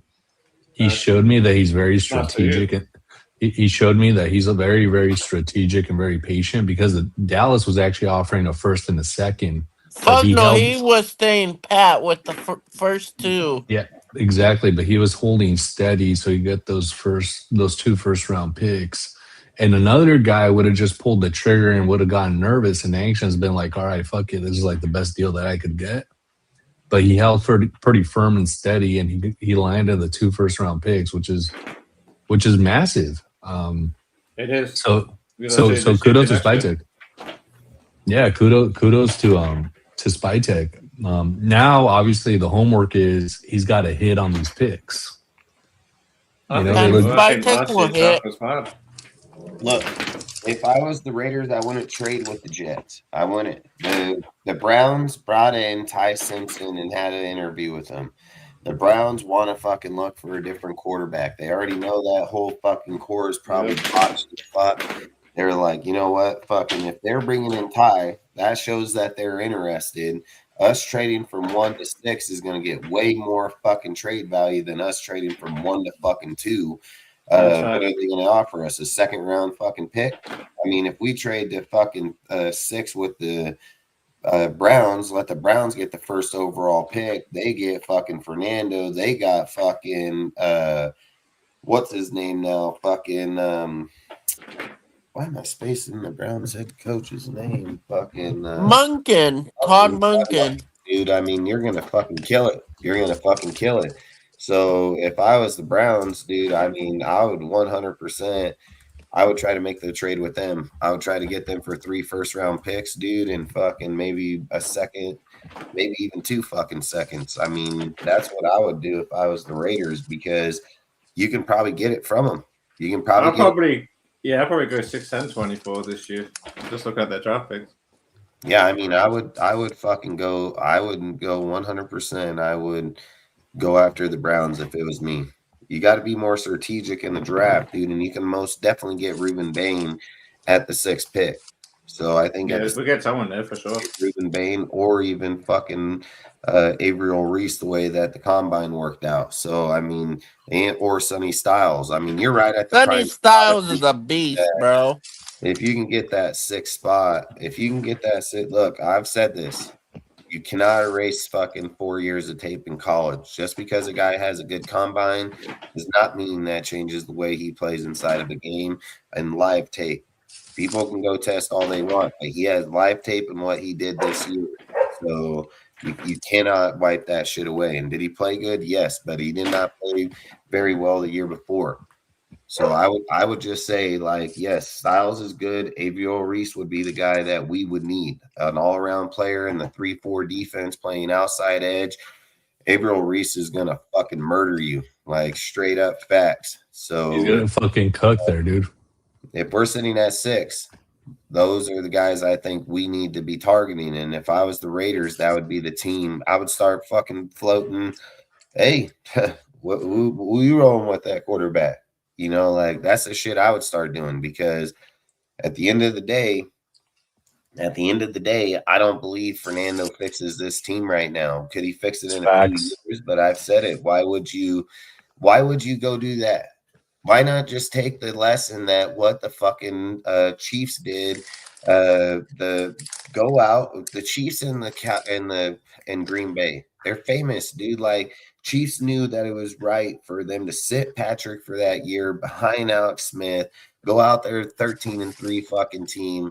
Well, they went 13-3 and traded for Patrick Mahomes and then fucking put him behind him. But long story short is they gave him the year to develop. He turned out great. Jordan Love with the Packers, fucking Aaron Rodgers with Favre. I mean, I've said it, the Packers probably one of the best quarterback developing teams there is. The long story short is that you get that young quarterback, let him go, and even if you work out, you can fucking most definitely ship off one of the two for assets, man. But I don't know. I think for me, I don't think it's smart to go after the quarterback right now. You're telling me we got 4 first-round picks in the next 2 years, right? But we pick up 3 from them. Let's just say fucking 2. Let's just say we get 2 fucking first-round picks from them and 2 second-round picks. You're fucking having 6 picks over the next 2 fucking years in the first round. Coming from the motherfucking Browns, that probably going to suck ass anyways and still have a top 10 or 15 fucking pick anyways. And then fucking then where's our other fucking pick? You know, the Raiders. Then you have fucking the Ravens. The Ravens. Yeah, I mean, fucking who cares if we have 3 fucking 20 picks, dude? I mean, goddamn, that's still pretty fucking good. So all I'm saying is like right now is the best time to do it, and you might as well just go all the fuck in on it. You might as well just go all in on it.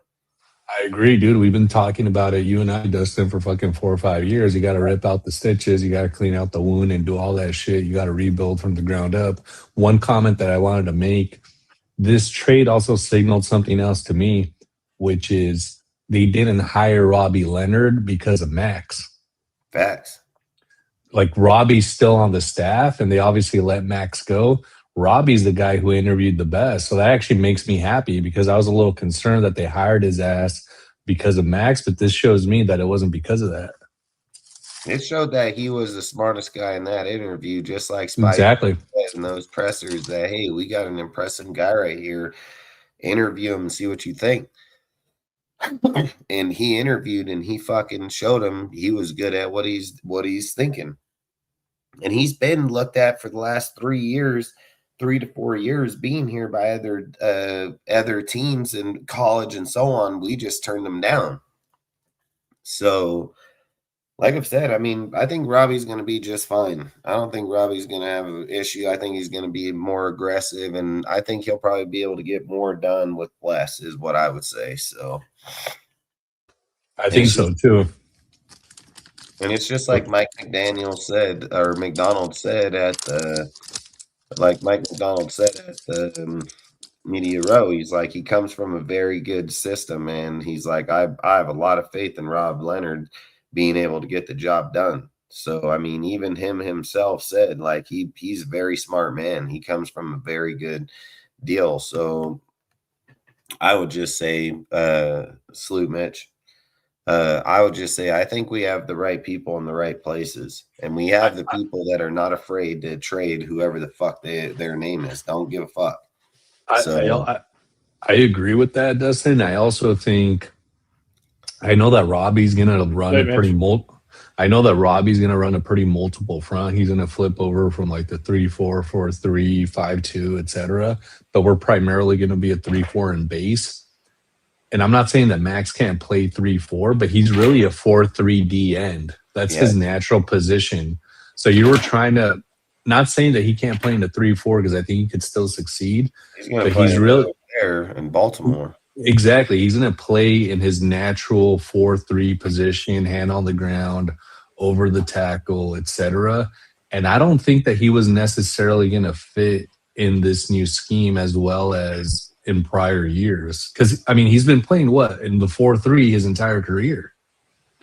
Like, his entire fucking career, he's been in the 4-3. So to switch it up to a 3-4, I think it was going to be a bit of a, not a challenge, but I think it was going to be something different that he was going to have to like adjust to. So it ended up working out. I think scheme-wise, he's in a better place, and I'm not sure if he would have succeeded the same way in the new scheme that we're adopting.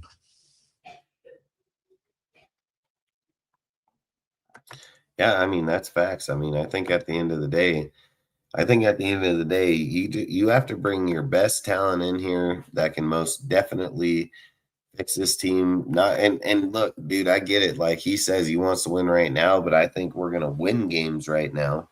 I think that's what Clint meant, like, you know, coming in here. But I think at the end of the day, if we take 2 years, if it's 2 years and you build back a solid core, have good corners, like, you know, damn fucking well, him watching Kai Blue Kelly, he just laughed. He probably laughed, dude. He was like, there's no fucking way. You know, the Raiders probably told him when they interviewed him. He either laughed or cried, Dustin. One of the two. You know, like, he was probably watching a horror movie, watching the games from last season. Like, fuck. I've been like, is this shit fucking Freddy Krueger and Jason? Like, what is this shit? You know, like, this is fucking wild. Hey, freaking out. And then plus that, freaking, it's just fucking. Oh, you got to go after corners. You have to go after corners. Yeah, corners now. But don't forget, guys, what Pete.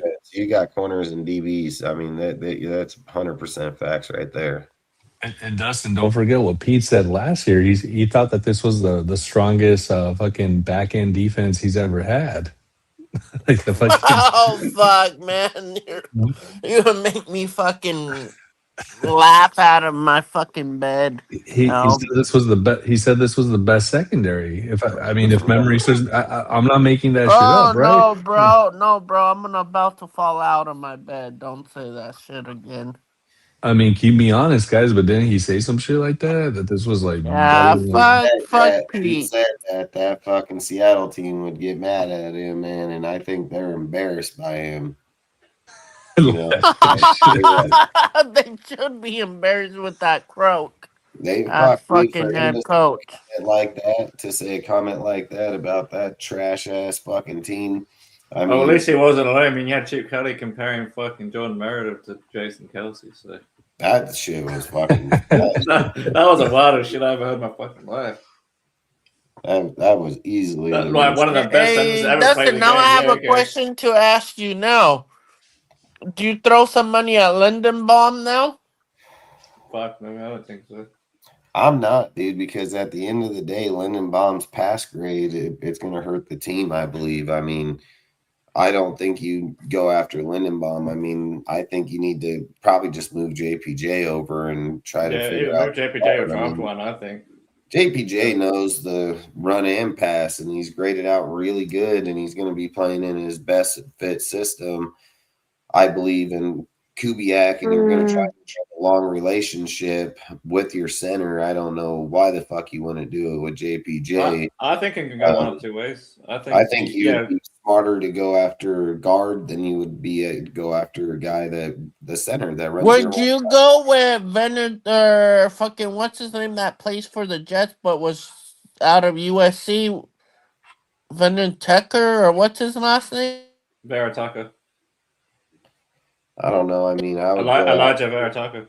I'd go after Sam Hatchett from Kansas in the draft. I would go after him, or if we do draft Mendoza, I wouldn't mind getting his center. I would tell you just like this: if we're taking the center, I'm gonna go after Sam Hatchett. If we're gonna move JPJ into center, I'm taking fucking Jennings Dunker, and it ain't even fucking close. Yeah, I'm definitely with you on Dunker, but I'd take either Hatchett or Coogan at center, depending where you would want to take I don't the think center we're of the draft. going to take a center. I'm almost positive it would be the smartest decision to move JPJ over there, man. I agree. I'm just saying if they decide to keep him at third. Yeah, I think that where we should focus at is the guard or the tackle, depending on how they view. What is a Remington Award winner? I don't know why he hasn't played center the whole time. JPJ, it's just stupid. I mean, he's been Go with rated Dunker, dude. Is at a 90.2 in the center. Fucking 68 at. He's graded at 68 at the guard position, and I know that's just due to scheme. But I'm probably playing him at the center position if it was me. Yeah, I'm with you. I'm with you. I'd prefer having JPJ at center and getting Dunker. That would be my first preference. I like getting Dunker. Hey, Raider Mitch, give us your opinion about the whole thing with Max, because you haven't been on with us. Yeah, I was putting the kids down. Salute to all you guys, man. Good to be back. With you guys. Bro. Salute to you always, bro. Yeah. Well, you know how I feel. You know how broke, so I don't have it on. That's all. I'll fix it here in the next few days. Nah, bro. No worry, bro. Take care of that whenever you can, Dustin. You know that. You guys know how I felt about the Max situation. I talked about it a couple weeks ago when we were on the show. I just didn't think that there was going to be any purpose to have him on the team for the next 2 years. We're in a rebuilding stage right now. I love Max, always will always appreciate what he brought to the Raider Nation. But it was time to move on. And I heard you guys talking about the possibility of getting like 5 different guys for Max, and that's the absolute truth. We're going to build this thing right, and I'm excited about it, dude. I've been watching this team for a long time, just like you guys, and we've just been burying ourselves every year with bad draft picks, bad coaching decisions, and everything. And it's just like, now it's time we build this thing right, and I'm excited for it. So I think it's a big day.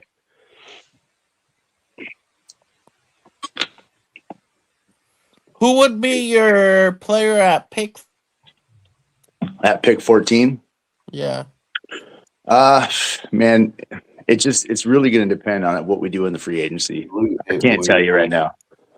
Yeah, I mean, if it was right now, I'd be looking for somebody on the line. Or let's go back to that question on Monday when we come back live on Monday. Yeah.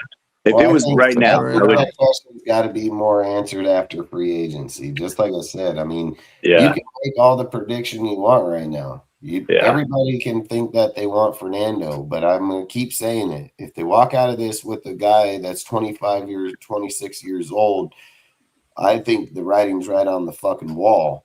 I think the writing's on the wall. They're going to take that quarterback he's starting. They're going to draft a quarterback later in the round. They're going to roll with AOC because they probably like this fucking tape. That's why they cut Geno early. Aiden would actually fit in Kubiak's system really well, because he plays from the pocket and he makes fast reads and he can get the fucking ball out and he's accurate. Like Aiden could be the fucking starting quarterback for all we fucking know. But all I would say is if they go after Kirk Cousins, I think it would be more for the mentorship. But Kurt literally said that he wants to fucking play. So I don't think people want to mentor shit, So I've said it. Aiden's a really good fucking teammate, dude. He would be a really good guy to mentor him and know that if he gets beat out fairly, he doesn't have a problem being the backup and being a Raider. And that's what's important in today's era, is having a good fucking teammate that when you go down, he can come in and take over and run games. So, I mean, I think Aiden's going to be a really big factor going. He's young as fuck too. And he's shown if he has a 100-yard back, dude, and plays fucking good from the pocket, he's 7-1 in games. So Aiden can't be washed out by a good coach that knows system and players. Feelings don't matter to coaches like that. They know what he's taken. They know what kind of beating he's done. They know what players are out here. They know if they can trade that first-round pick on top of that max pick, dude, that they're going to really set themselves up for success, dude. I mean, they know, okay, tell me this. You're telling me that if they go out and have 3 first-round picks this year and they have the 3 next year, they can't trade up and get a fucking quarterback? That'd be bullshit, So at the end of the day, you gotta gamble. You take what's on the table now, not what's there tomorrow. You take it what's on the fucking table now. So what's on the table now is what's going to fix your fucking team today. That's fair. So and actually, when I'm thinking about it, when you're saying the Browns, I wouldn't take that 24. Let them keep the 24 and take the 27 pick with the 6 pick. Like the 2027 first rounder rather than the 2 first this year. Hey, what's up with this dude that I've been hearing a lot about, this Penn State lineman. It's hard to pronounce his name. Something like Olave. Yeah, he's legit, dude. I like that dude a lot. I think if he's there at 14, like right now today, I would take him. No doubt about it. I'd take him. Yeah, I mean, he's good. I mean, I would think we'll go with tackle, but again, there's good fucking people in there. I would think. Look, it's tough because Caleb Rogers and Charles Grant, both play in this system. They both play in the system. This is why they were drafted. They're both athletic as hell. They can both get outside. They can both run quick. This is what system they were meant for. So I've said if we're going to go with I would want to keep. I think the purest position for Caleb is at the left guard, but he can play right guard. I think the purest position for Grant would be left guard because he'd be a left tackle sooner or later, play right tackle. He's obviously built for this system, so he would probably be more feasible at the right tackle position due to his athleticness, how big he is, how he can run outside in the zones. That's why I think Dunker would make the most sense on the team. I like the Penn State guy, but I would still take Dunker over him all fucking day long, all day. Another one I would consider is if you're going to go JPJ at 10 and then you're going like Grant at left guard and Caleb Rogers at right guard, I'd consider taking Spencer Fenner. Like especially if we trade off the quarterback here. I agree because he has flexibility to play tackle and guard, and left and right tackle. He's played both. Yeah, I believe they're going to go veteran man in free agency. But I'm actually with Dustin on this in terms of getting fucking Gennings Dunker, dude. That guy looks like a fucking corn-fed Iowa motherfucker. Like he looks like he works out with bales of hay, dude, and he like wrestles with fucking pigs in the backyard. Like the guy, I think is meant to be a Raider. Like I mean, I don't know if you guys saw his fucking combine. His hair's flowing all over the place. Like he just looks like a Raider to me. But anyways, go ahead, Mitch. Oh, no, you're good, man. I agree with you guys, too. I just know that you're not going to take Dunker at 14. There's just no way. It's too early. Don't do it. I agree. Yeah. So I'll take Dunker in the 2nd or the 3rd round. But I'll tell you guys this. I'm up here in Seattle, and Seattle's talking about Dunker a lot. They're talking about Dunker up here a lot. So, I mean, he is getting his props. For sure. Yeah, he's definitely talking about motherfucking boy, and he's gonna fucking man. Yeah, he's a fucking man, and he looks like a fucking Raider. Just like I've said, I put on the. He looks like a Raider from the '80s, doesn't he? He looks like a Raider from like decades ago. I matched that motherfucker with the Autumn Wind fucking song on one of my deals on the profile, and that motherfucker. I mean, goddamn, if he don't match that shit to the T, I mean, yeah. Yeah, the guy is a fucking, he's a mammoth, dude. And I look, this is just my personal opinion. I think if you're drafting anywhere in the top fucking 15 picks or even in the first round, I mean, I get it that you're gonna draft an old lineman, like teams are gonna do that. But I just think fucking positional need is way more important than a fucking old lineman, dude. And if I'm sitting there saying, like, if there's a fucking elite corner, an elite linebacker, fucking elite receiver, fucking somebody, I'm getting one of those motherfuckers. I mean, like I'm gonna just stand on what Carmen Pasilla always said, because they've had proof and they've won multiple fucking 6-time Super Bowl, that they've never even took O lineman before round 3. Like that's why I say Sam at the center, dude, he'd probably be a 3rd round prospect. And he would be a starter, like in those positions. I don't know if I don't think we're that desperate. At least I don't think so. I mean, fucking, we have the players here. I absolutely don't think I would, as much as I've even said, I've told you guys those 3-0 linemen that would be right there. I would most definitely I would have to look at the corners and stuff. And again, that it's all going to determine in free agency, because we could all sit here and say, hey, I'm going to take this O lineman and I want that O lineman and this and that. But then fucking on Wednesday, they're like, well, we're just picking them up right now. You know what I mean? Like, that's how that shit works. So it makes it really hard to talk about the draft when free agency is first, and that's where they're going to fill out the team. That draft, in all honest to God, if we're just being honest, it's a fucking opinion based. It's what you feel, I feel. That it's an opinion based fucking deal. So there's no validation behind the system of what the draft is going to produce right now. Free agency will tell you that story. That's factual truth. Yeah. So that's all I'm saying. Like, it's really hard to talk about the draft this close, being in free agency, having this much fucking money, having proven NFL fucking players on the motherfucking field right now. We can say draft wide receiver, they pick a fucking wide receiver in free agency, say, oh, get a right tackle, they fucking get a guy over here. Oh, we need this corner, they get that fucking guy over there. You know, like, that's what free agency's for. So we have to spend 70% of the money. We are going to get some good motherfucking players. You can bet your ass on that. Hey, Dustin, how do you feel about getting where is it, Marshawn Lattimore for a year or two?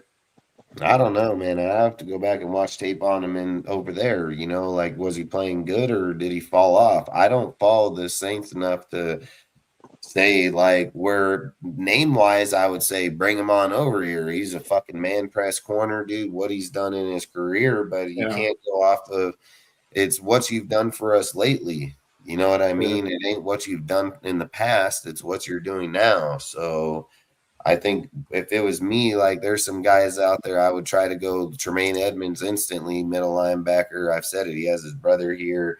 There's connections for him to be here. Plus, he would run the green dot. He's a coverage and run linebacker. He's 6'5", 250.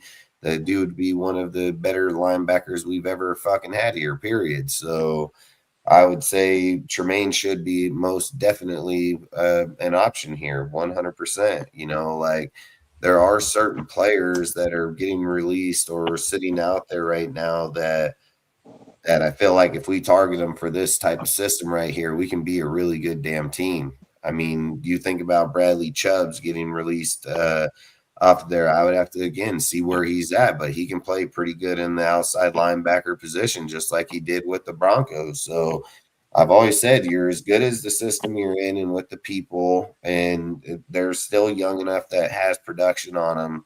There's going to be people out here. So, I mean, free agency is going to be really crucial because you're not going to be spending your money in the draft. You already know that. You know what I mean? So, you know, when you got you didn't go get $120 million because you're not going to spend it. Like, you most definitely didn't do that. Or $130 million, you didn't do that to not spend it. They probably most definitely sat down, watched tape, said, hey, we got a lot of fucking holes here. Not just a few, a lot. We're going to need to fucking ship out some motherfuckers to get that draft capital and be able to refill it. We're going to go into a 3-4 base system. Will they run multiple fronts? I'm not going to say they're not, but they're going to be based off of fucking 3 down linemen, 4 fucking linebackers. That's going to be facts. Then there's safeties over the fucking back. So, I mean, you could even run fucking 4 DBs, fucking 5 DBs. I mean, you can run all kind of different sets in those deals. So you can be a very versatile team in the backfield. You know, so I think free agency, one of the players they're going to target first will be a nose tackle, because we don't have a proper nose tackle at all. Like, most of the guys, like Adam Butler, like, I see Adam Butler as a 3-tech, not a nose tackle. I mean, I think NT will probably be you need an NT. There's no fucking. I'm eyeing Greg Gaines just because he fits the bill of what we need exactly, and he probably has ties to Spytech because Spytech was there when they brought him in. He's a Washington Husky. Yeah, not just that. He when he got transferred into Tampa, like when he switched teams, Yeah. Second, and Spytech was on the, he was the assistant GM at that time.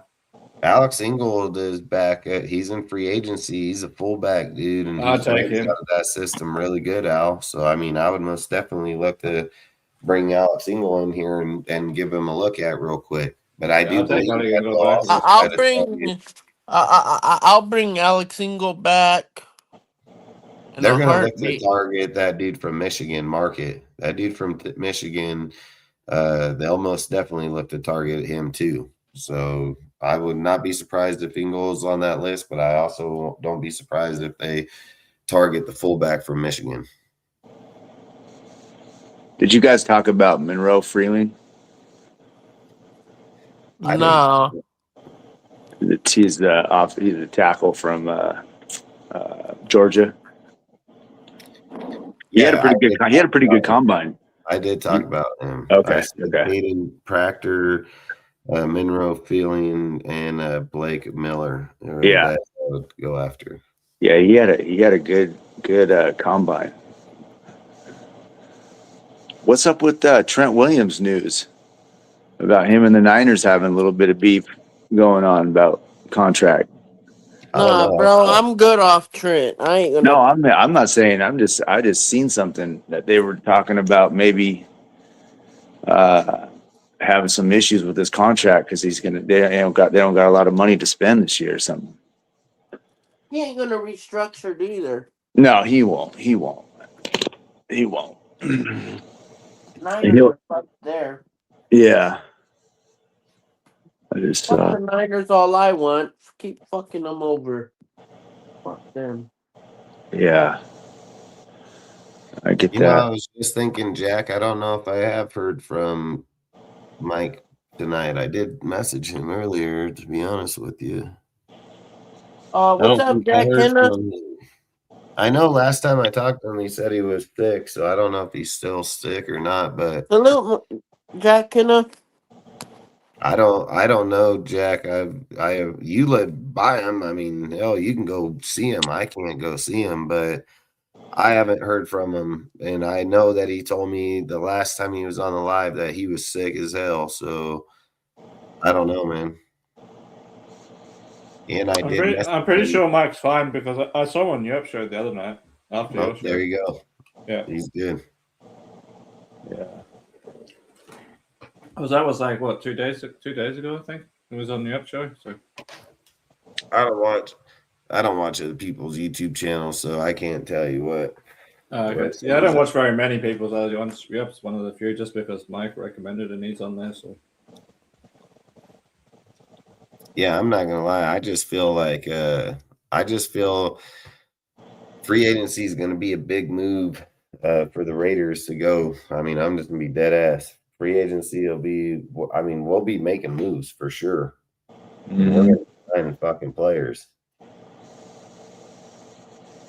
We'll know right away too what direction they're going to go in free agency because I think they target the Lions first, defensive and offensive.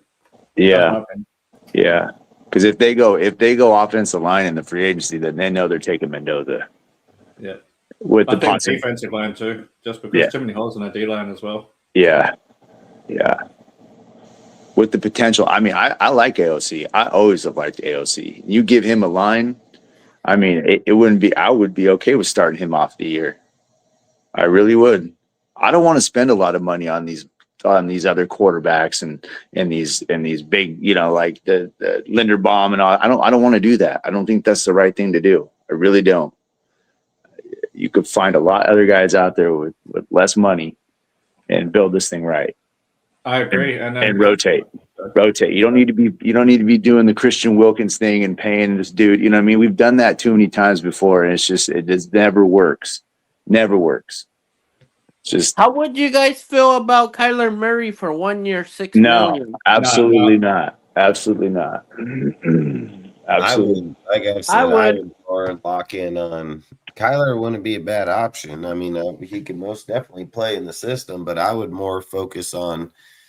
Like I said, my two guys I would 100% focus in on is Malik Willis and motherfucking Mac Jones. I mean, I would probably even go after Malik Willis more just due to the fact that his 8 games played in the Matt LaFleur system, which is damn near exactly what fucking Clint runs in, I would probably favor him more just due to the fact that he's more athletic. He's fucking got better. He's not as good at reading from the pocket as Mac Jones is, which is depending on how Kubiak feels. So that's why I feel like they're two different type of players.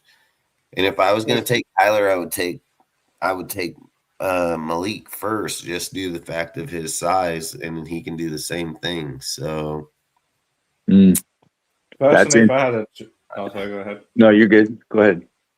I was just going to say, personally, if it was up, like if they're dead set on drafting Mendoza, that is, I'd just start ADOC for 1 year and drive up his trade. I said it before, drive up his trade value for next year. So this is the final year of Aiden's contract. So just play him for a year.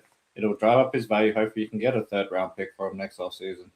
Then you go and draft another backup, or you get an old, some cheap veteran backup next year for Mendoza to come in next year and start. But if you're not drafting Mendoza and we're trading off the 1st overall pick, then I'll probably go Malik with Dustin. I'll go Malik Willis would be the best. I'd love to hate. I can see your comment, bro. I seen your comment. And then the other thing is, I think we got to build the Lions first, and I don't think it's going to be as expensive as people think. I mean, the reason I keep saying Greg Gaines is because that guy knows he's played in this kind of system before, and in the 3-4 and stuff, and he's only going to probably cost anywhere between $3 to $5 million a year, and he's 28 years old, so he can be that nose tackle that takes on double teams and all that. He's done it his whole career, so and he has ties to Swiatek from Tampa, so it's quite possible that they bring him in. We'll see what happens in next week or whatever when they start doing the free agency, if they bring him in or not. But I think they will. I mean, they should. He's probably the best nose tackle on the market, in my opinion.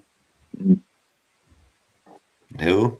Okay. Greg Gaines from Tampa Bay. Yeah, Greg Gaines played for the Huskies a while back, and then he got drafted by the Rams, I believe. Yeah, the Rams, and then Swiatek was there when Tampa traded with the Rams or whatever for Greg Gaines from the Rams. Yeah, and he was also on the Super Bowl team. He was on the Rams Super Bowl team. Yeah, he was. You're right. Good player. Good smart player. Good smart. He's not a player that's talked about because he's a nose tackle, but he's a good player. Yeah, a lot of experience for sure. Yeah, facts. 7 years experience. So yeah. No, hey, don't get me wrong. I mean, it all sounds great, but if you're going to get a young quarterback, if you're going to go out and get Willis, you're going to go out and get Mac Jones, and you're not committing to Mendoza. And honestly, if you're not going to commit to Mendoza and you're going to go with Reese, I mean, I'm good with either one, But if you're going to go out and get the quarterback, then you got to do that now, And I don't know what they're going to wait for. They're going to wait to try to drive up the price on trading the pick. I don't know, but it's like Max. Yeah. But you got to get your guy in. You got to get your guy in. If you want your guy, you got to go get him. So that's what I think what I said earlier and what you've been saying too, Dustin. It's all really going to come down what we're going to do in the draft, or not the draft, but the free agency. I mean, free agency will tell you the story of where they're heading. I mean, I've always said it's more fiction. Well, not fiction, fairy tale, fantasy. It's more fantasy.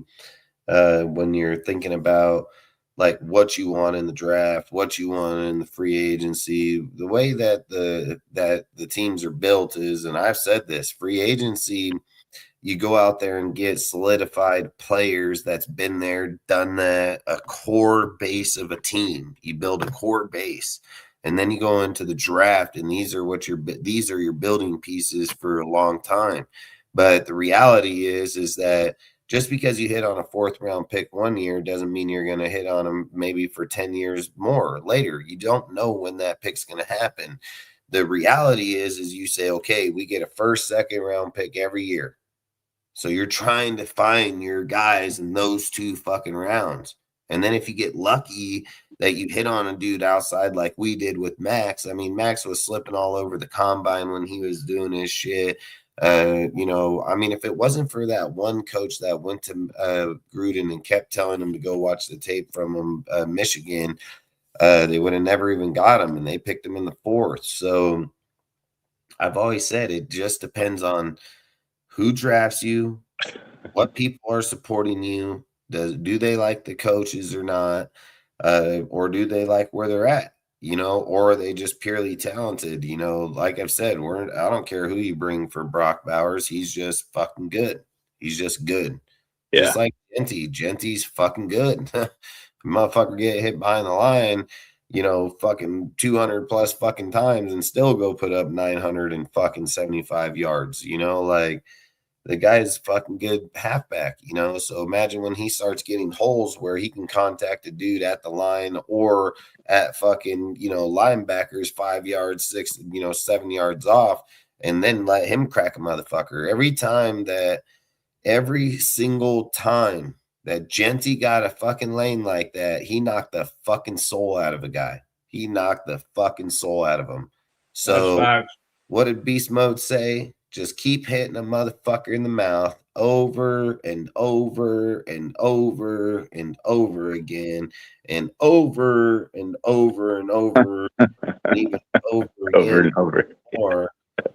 And a motherfucker ain't gonna be able to take that shit. Like at the end of the day, that's what Genty does. And you go give him that line to run through, he's gonna fucking hurt you. And you have Clint that's literally said they're gonna look for a second back that can split shares with them so they don't have to run them the whole entire time. They're gonna keep them fresh, and they're gonna Genty's gonna fucking take off, man. And all I would say is Clint and them know what they're doing. He knows how to build an offense. I would go after veteran people on this line. You can't have too many rookie players playing on the O-line. That's just facts, dude. Like, you need to go out there. If you're building, let's just say you even have the intention to draft Mendoza and keep him out there. You trying to put him behind a fucking rookie O-line, or are you trying to put him around veteran O-line with a few rookie players? I mean, that's probably the route I would go. So I think it starts at the center position. I think we should get that guy from the Browns. Is probably the best option. I'm just going to I think they would be smarter to go after right guard, or I think a right guard or a right tackle. I mean, if you're going after one of those two positions there, I think those would make more sense. You're not spending as high in. The Browns, that Pavic or however you say that guy's name, Ethan, he would be the best fit in my personal opinion, just due to the fact that if he's an all-around center, he's got good run and pass grades. So I would most definitely target him if we were going center. But I agree. That's only if you're keeping JPJ at guard, though. Logic says in Clint Kubiak's system that JPJ would have way better success at the center position, just the way he pulls as the fucking center. I mean, he would make probably the more I would think he would make the better.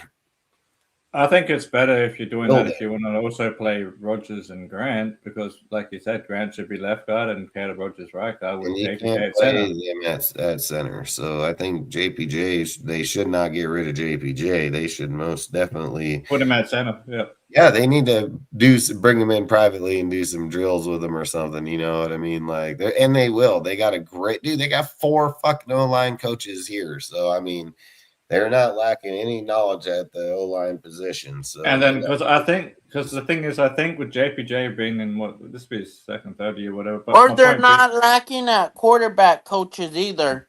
They ain't lacking at a lot of positions.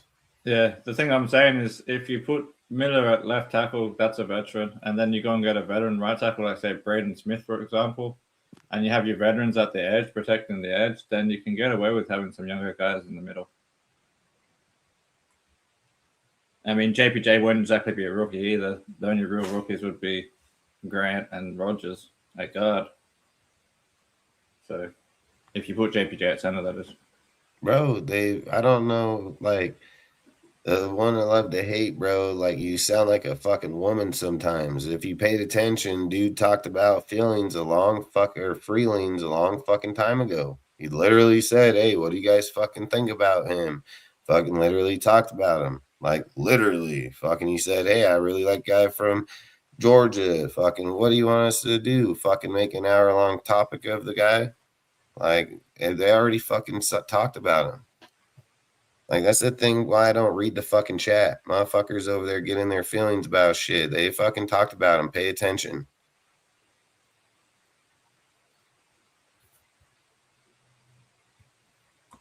Yeah, just to recap on that, love to hate though. I do Freeling. I do like him. I think he had a great combine. I don't know what he's going to do in the draft, but yeah, I do like him.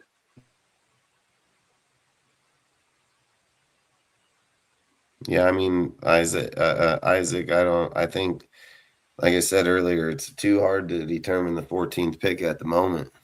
I mean, like I said, I think the Raiders are smart, man, or Spytek is smart for 100%. And Spytek knows, dude, I'm telling you, if he feels like the value of where they're at, I've heard reports earlier on months ago, 2 months ago, a month ago, that they fucking said they had higher grades in the first round over Mendoza. Like, they literally said that, dude, in their fucking testing. So I would just say I get it how people sit and say, oh, they're going to take Mendoza, this and that. Listen, AP walked around saying he was going to get fucking Jalen Daniels too, but we didn't fucking end up with him. You don't walk around talking about who you're going to get. Show me one clip that said that Mark Davis or any person has used the words Fernando Mendoza with the first overall pick. Just name me one fucking coach, one GM, anything. They haven't. It's just a Raiders and beat writers opinion at the moment. Could they be right about it? I'm not going to say they're not. But I've also said if you go into free agency and you're able to get out with the quarterback, why the fuck are you taking Fernando? Fernando is an average quarterback, dude. Go look up, I think I got the fucking Shedeur Sanders in his stats. And he came in Indiana with the fucking stat deal, won a championship, and he still don't even have the yards, nor completion percentage, nor fucking touchdowns outside of fucking rushing that are even close to his. And we're over here saying, oh, fuck it, I would just go take Fernando and put him there. But you have people that are like Sonny Styles and Averill Reese, dude, that are literally fucking changing the way the franchise or the combine is gone and shit. And we're over here saying, yep, let's go after Fernando that won't even throw at the combine because he doesn't want to throw to receivers that are not his guys. He's already trained, practiced, all this bullshit drama and saying that he's going to wait till pro day so he can give his guys the best look. But Coop and them went out there and fucking performed and everything, right? Like, that shit don't make no sense, dude. So for me, Serrata even fucking did. So all I'm saying is I think that's an excuse for Fernando.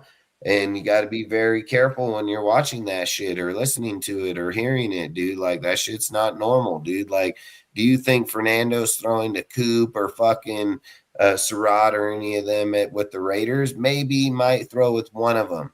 But none of those other motherfuckers that played with him in Indiana are coming here.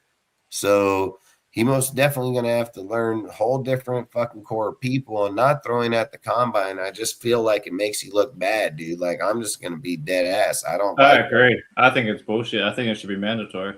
Yeah, and you shouldn't be invited to the combine if you're not going to participate. If you're just there for interviews, fucking wait your turn then. You'll have pro day, fucking you can interview there. Like, they shouldn't go around and fucking blow the dude and say, oh, first overall pick, this, that, the other. I swear to God, I hate the way the media is, dude. Like, at the end of the day, if he's not going to play or participate at the fucking combine, they should not be there. Not at all, because you're taking away a fucking spot from someone else. Yeah. Damn right. You're taking away a spot from a dude that can compete there.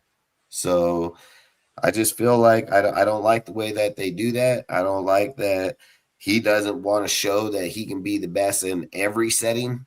Like, when you're a quarterback, dude, like, when people are like, well, Andrew Luck smoked this motherfucker, dude, in his deal. Like, he smoked this fucking guy, and everybody knew that shit. So there's a big fucking difference when we're talking about fucking straight legends versus a fucking dude nobody even knew about till mid fucking year of college this year. You know, there's a big fucking difference. So I hate when people say, well, this guy, he didn't throw when he was motherfucker way better than Fernando. Let's just go look up his fucking stats. I mean, again, I don't want to get at it like that with Fernando. I'm not going to say that he's not a good quarterback or couldn't be. Does he have all the measurements, the heights? Does he say all the right things? But that's politicians, man. I mean, I think at the end of the day, does he play to win? Yes, I will not argue that. But I've always said I fucking one thing I always hated about Derek is just talking man dude out there. You're there to win, dude. Fuck everybody else. I can give a fuck about your opinions, care about how you feel. I'm not here to fucking go win games, dude. Like, so I think at the end of the day, why would we get a quarterback with the very first overall pick, dude, and not start him? Like, if you took Sonny Styles, Averill Reese, fucking Jeremiah Love, any of those guys at that pick, guess what? They're all doing that Fernando ain't. Starting. They're all fucking starting. So I'm not understanding why in the fuck are we taking the first overall pick and planning, we're not start this guy till mid-year or maybe next year.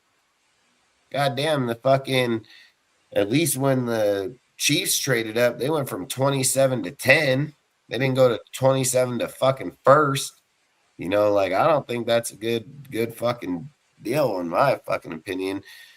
And if I'm just being honest, the way that Ty Simpson popped off at the fucking combine, I mean, fuck, I'd almost take him. Like, if I'm just being dead ass, if we're going to sit on a fucking guy for a year and not even play the motherfucker, I'd probably just take Ty Simpson. I'd be like, fuck it. Why the fuck don't I just draft Averill Reese with the first overall pick? I got the 14th fucking pick and I just take goddamn fucking Ty Simpson. Why don't I just do that? You know, like, I don't know. I mean, that's probably what I would do if I was them. I mean, Ty Simpson can drop bombs. He's fucking talented kid, man. So there's no doubt about it. I just think my main concern with Mendoza is his ability to throw over the middle in the NFL. Yeah, I mean, outside hash marks are way different in college than they are in the NFL. That's facts. Yeah, that is facts. And that's what scares me because, I mean, if you watch the championship game, he was throwing sideline passes most of the time. Yeah, because they have an advantage of that in college. They won't have that advantage in the NFL. Get picked off and go to the fucking house all day. That's facts. And then also, like, if you look at that game, across the middle, he don't throw deep slants. I mean, he don't do a lot of things. Yeah, that's what scares me, though, about it, like, if we do get him. Talk for a minute. I got to go grab something. Talk for a minute. Yeah, I'm just saying, like, the thing that scares me about Fernando, I'm not saying we won't get him, but the thing that scares me is, like I said, is his ability to throw over the middle. And can he do it at a pro level? Like, I didn't see it at all in the championship game. I mean, Carson Beck had a better quarterback game in that game than he did. Like, if we're being real about it.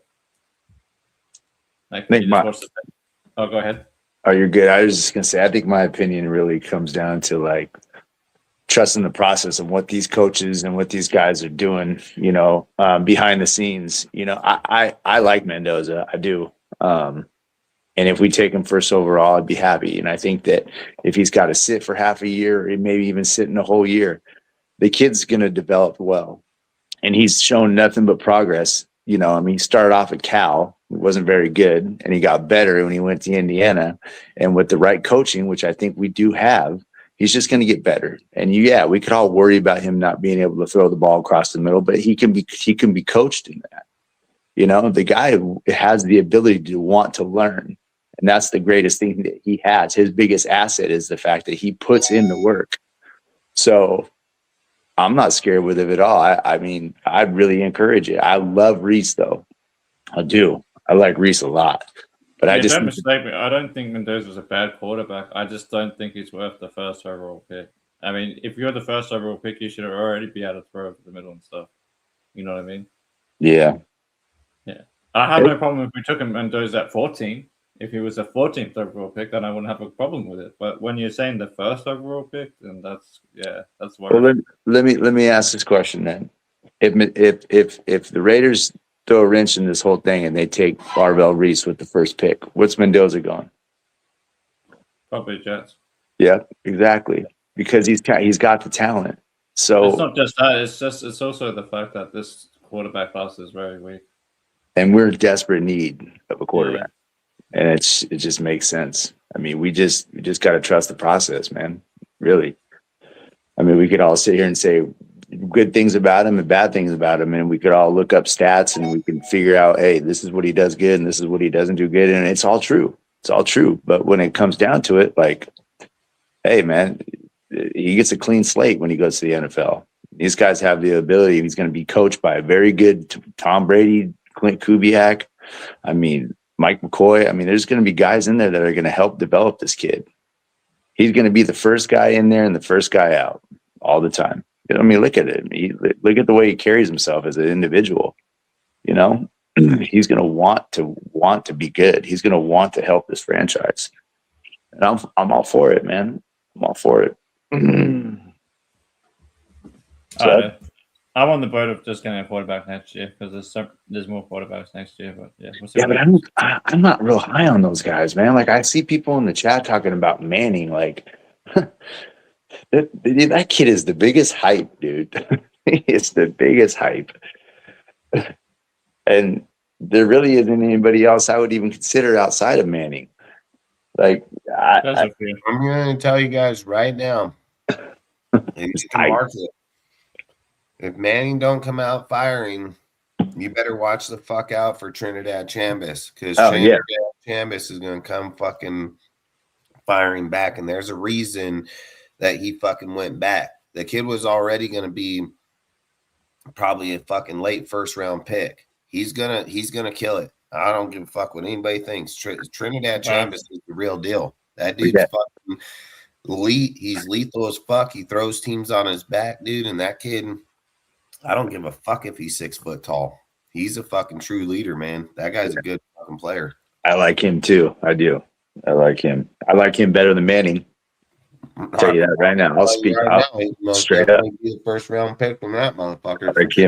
I like him better than Manning. Absolutely. Yeah. I think remember Dustin, me and you were talking about that like a month ago about him maybe going to the Rams. That would have been a good pick for him if he came out this year.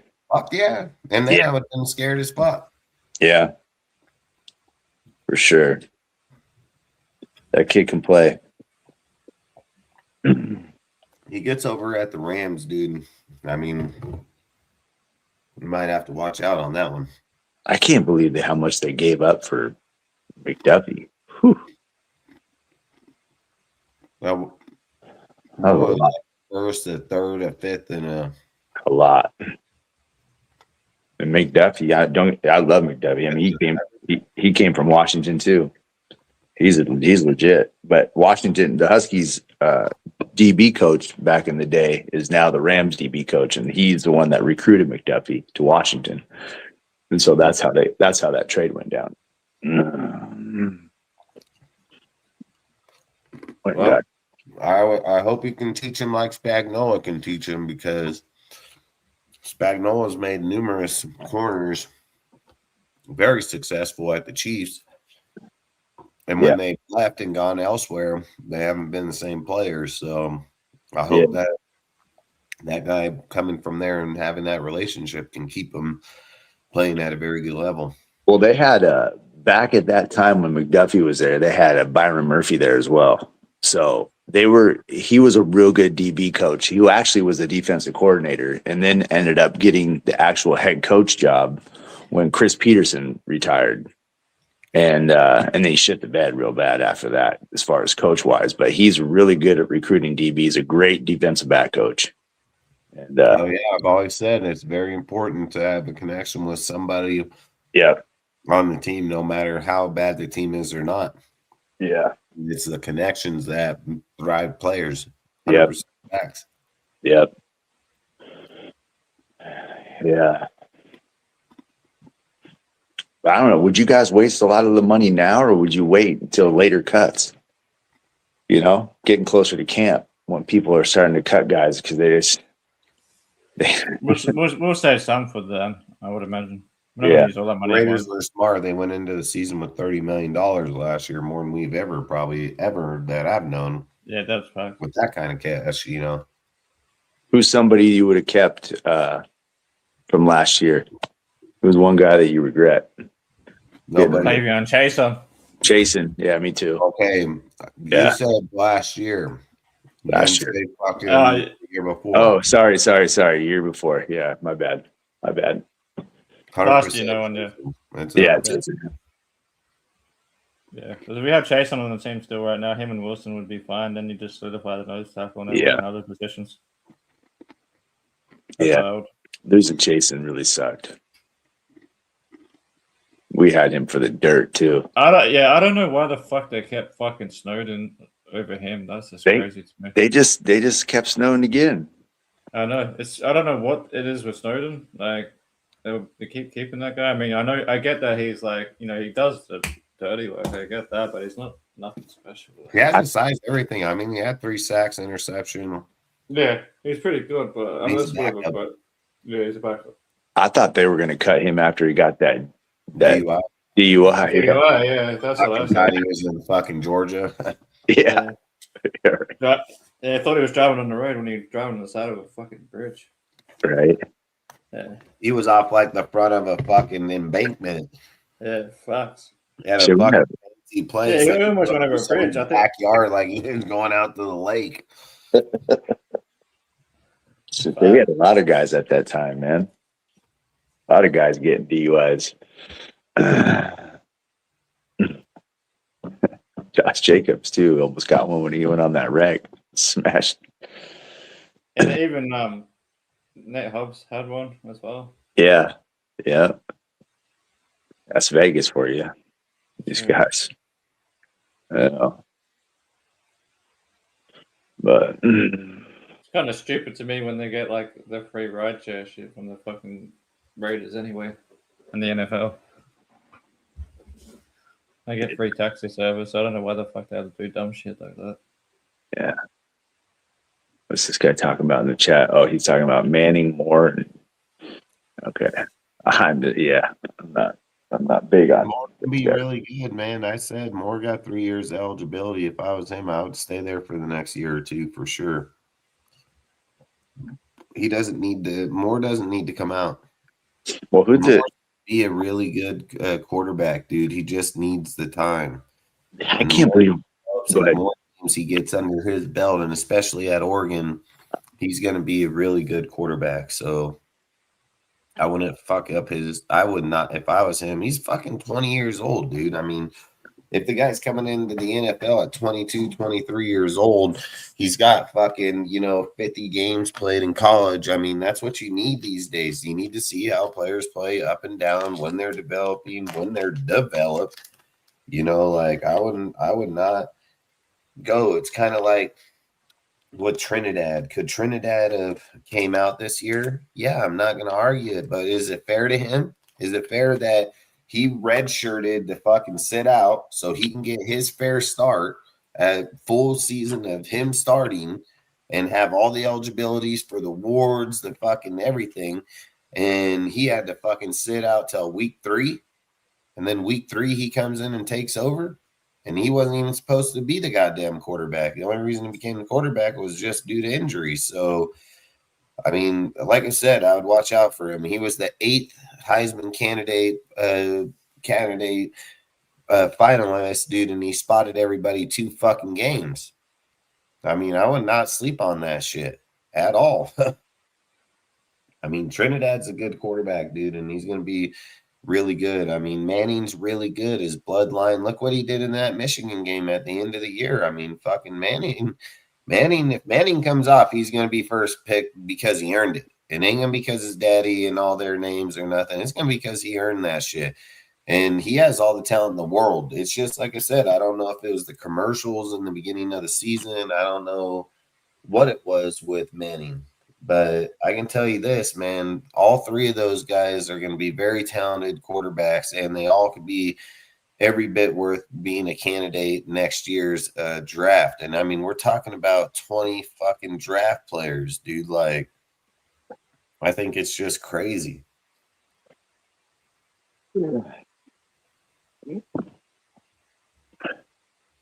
That's why I'd rather wait for a quarterback till next year.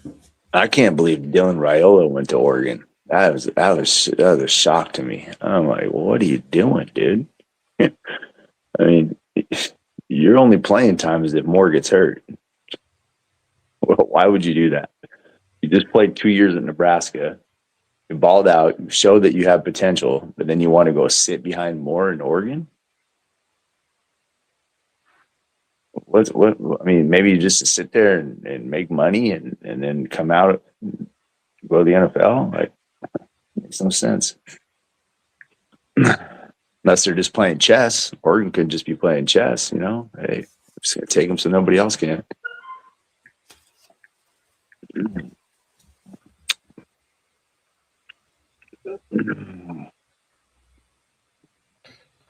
Yeah, I mean, what does it say? I guess who I'm back, just talking shit, man. Ravens defense ain't too scary. They actually kind of old. Actually, I mean, I'm not worried about the Ravens, dude, and I don't think Clint's worried about them either. I mean, how often do we play the fucking Ravens, anyways? And if we play them, we'll probably play them in the playoffs, and they know their record in the playoffs lately. So, I mean, I'm not too worried about the Ravens. I mean, I listen. I have confidence in Spytech in the fact that he can draft and get players that we need. I have confidence that Clint Kubiak's going to take that offense and fucking beat on people. The defense is the only area where I feel like, okay, it may take a year or so. But I think at the end of the day, we got an all-around core of players. Like, do I like Stokes? No, but if I played him as a backup, would I mind? Fuck no, I'll play him as a backup. I have no problem about doing that. But to say I would start him, fuck no, I'm not starting him. The dude played in Green Bay for multiple years. He fucking was injured, dude. He didn't do that well. I mean, let's not overthink why he played so well when Kai Blue Carroll got fucking murdered out there. Can you show me how many contested catch breakups that this guy's had and how many times he challenged best corner or best receiver in the league and what was his stat statistic? Because to me, I don't fucking recall that. You know, and I'm not going to say he's not good or nor could he be good, but I'm not sitting here saying, yeah, that's going to be my future number one corner. Like, there's no fucking way. Porter would be my future number one corner just due to the height, stature, who he is. I would look to draft or sign another fucking corner. I mean, I'm not going to lie and say I wouldn't bring back Eric, but I'm not bringing him back to start. I think we should draft Eric's replacement and trade in Stooks out of Arizona. He's a proper slot corner. I think that's how you say his name, Eric Stooks out of Arizona. He's someone I'm high on for the slot corner because I feel like one of the things we need to do is draft a guy in maybe the 4th round or thereabouts, third, 4th round for the slot. I know what we did with Hobbs a few years ago. Yeah, I just think, I don't know. I mean, we have the option to be really good over the next 2 years and be back in and competing and have a winning fucking team. And with them moving Maxx and showing, moving Maxx and showing that, hey, we're about the fucking organization. We're not about the individual.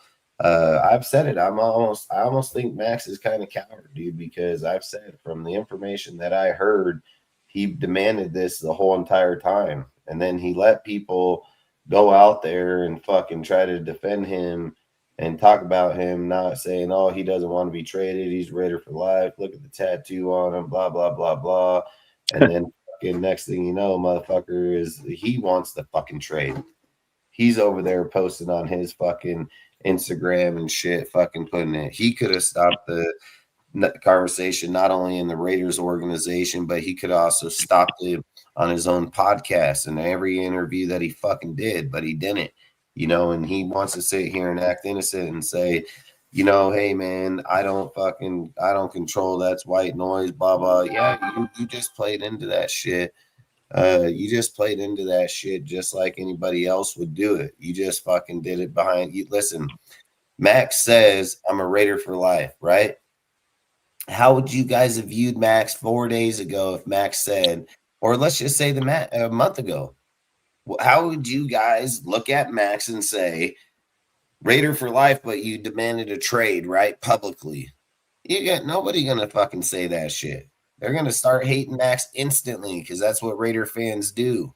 But you know how Max saves face? He goes behind in the organization. He tells them, "Hey, man, I want to fucking trade out, but I don't want it to be fucking known like that. Like I want you guys to figure it out. Like I respect this." And he goes, you should have known right away when he wasn't in there talking to them for over 2-3 weeks. When he had that deal, he said, I haven't talked to them since I left the fucking end of the season. Same shit Geno Smith did.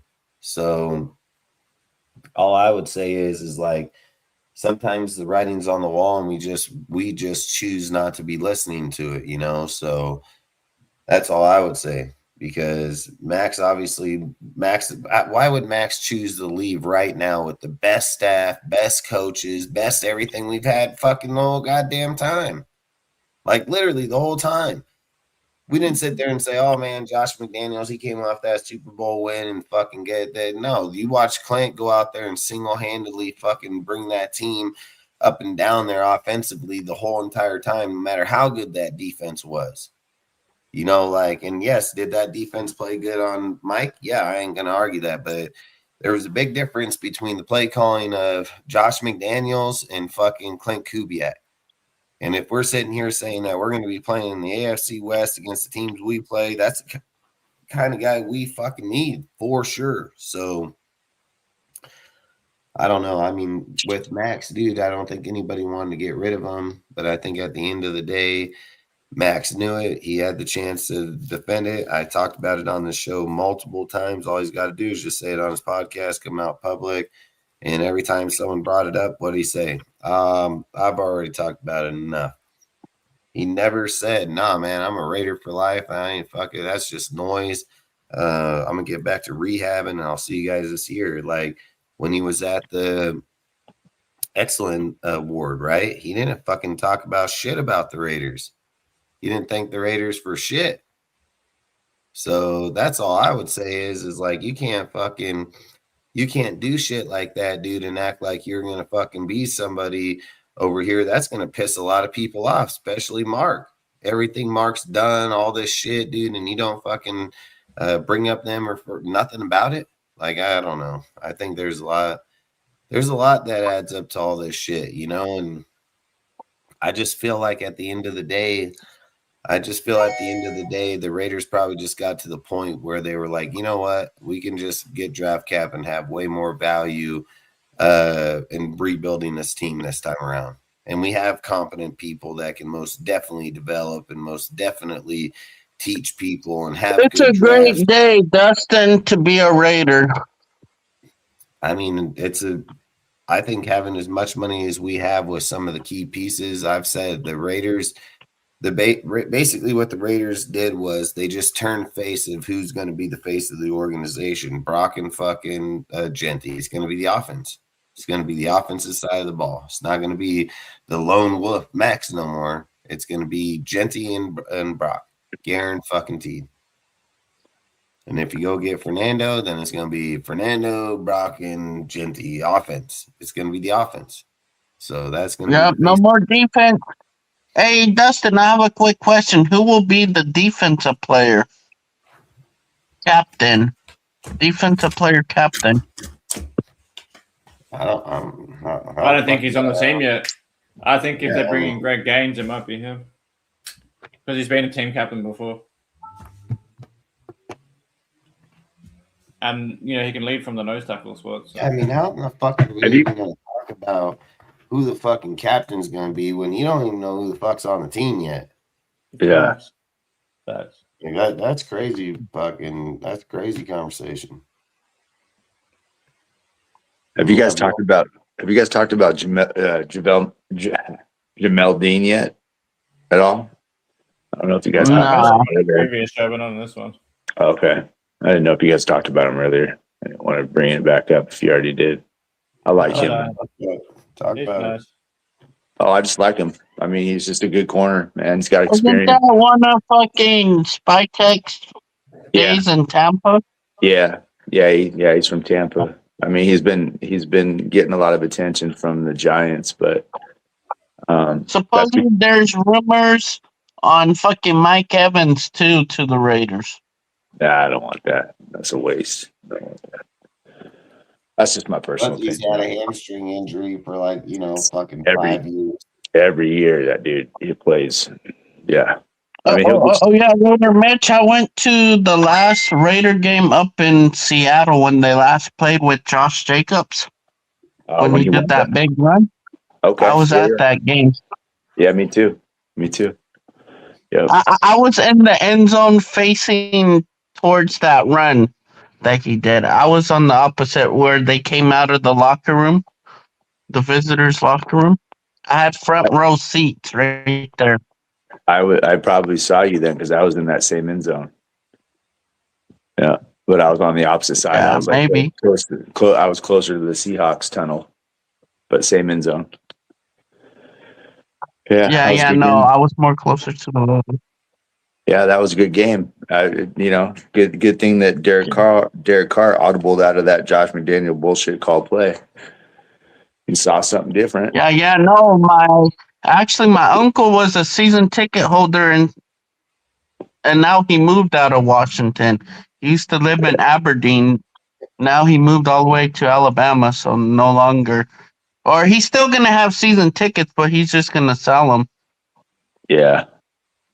I still can't believe that though, dude. Josh McDaniel getting mad at Derek Carr, even though they won that game for calling out that play.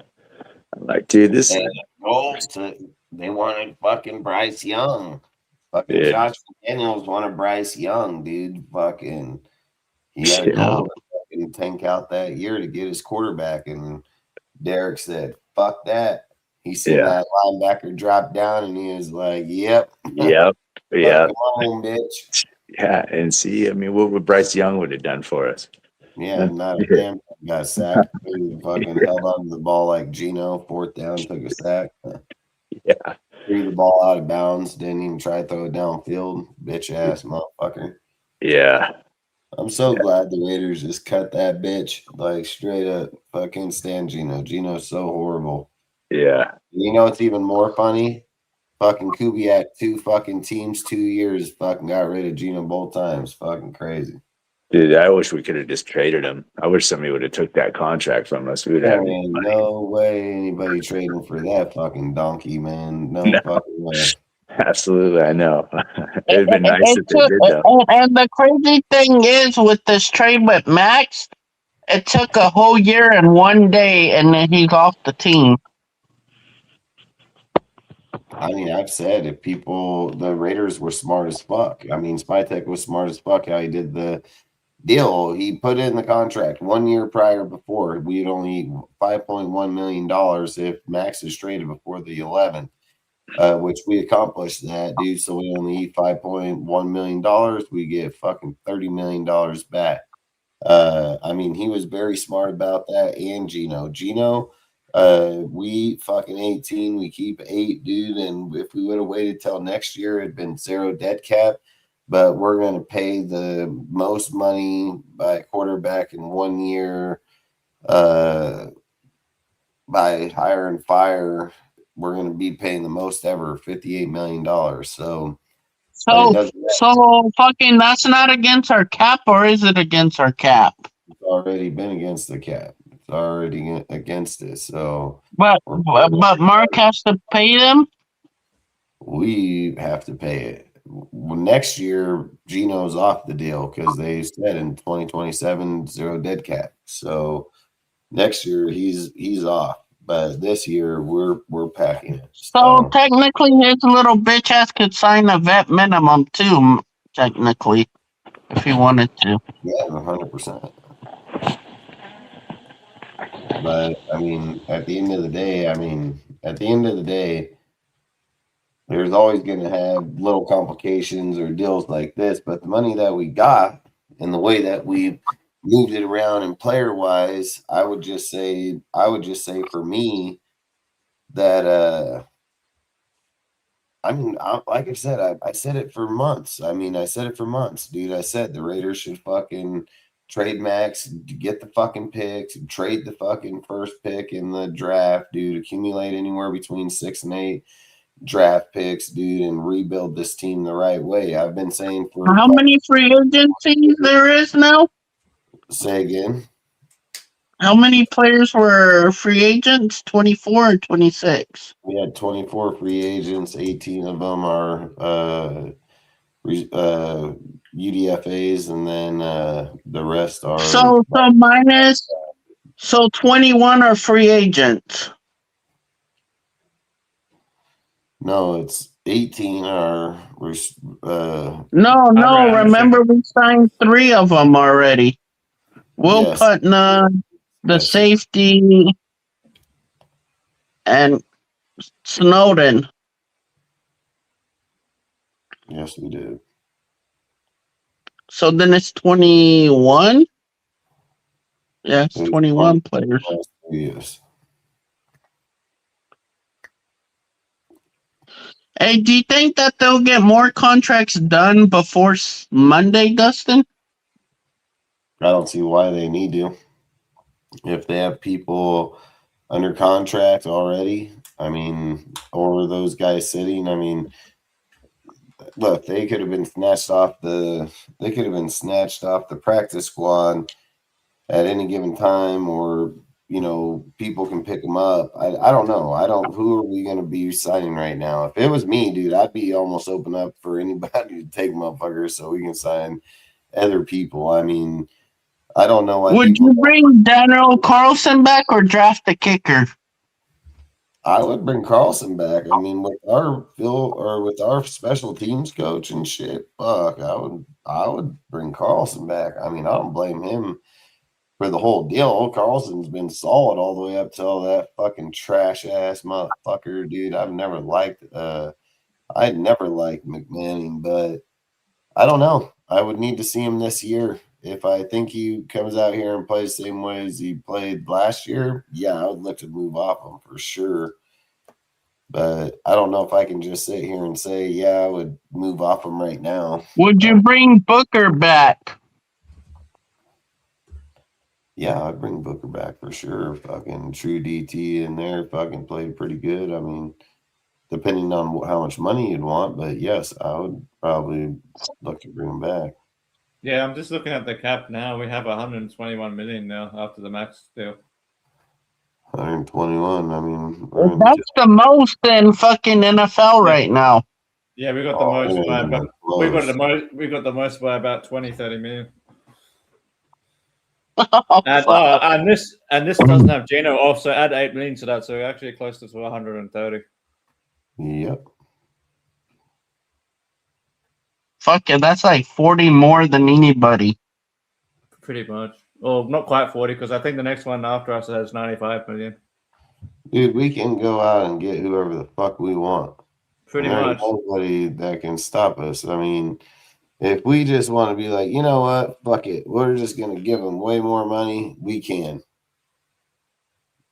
So we're dangerous. We're dangerous. $120 million and 130. It's going to be 130, I said, because like I said, you got fucking 13 just between Geno and Geno. Yeah, I've already let them all walk, man, to be honest. Like, I mean, I'm not worried. Yeah, I'll just let about every play. I'm just looking at the list of the free agents. Plus, we traded Max, but yeah, I'm just looking at the free agent list. But Booker, I would bring Booker back. Yeah, I said that a while back. The only one I'd keep is Booker, Carlson, and then there was one other one. Jamal Adams. I would consider if it's the right price. Oh no, but fucking Jamal Adams showed that something about cut or some bullshit. You remember I told you Dustin earlier today?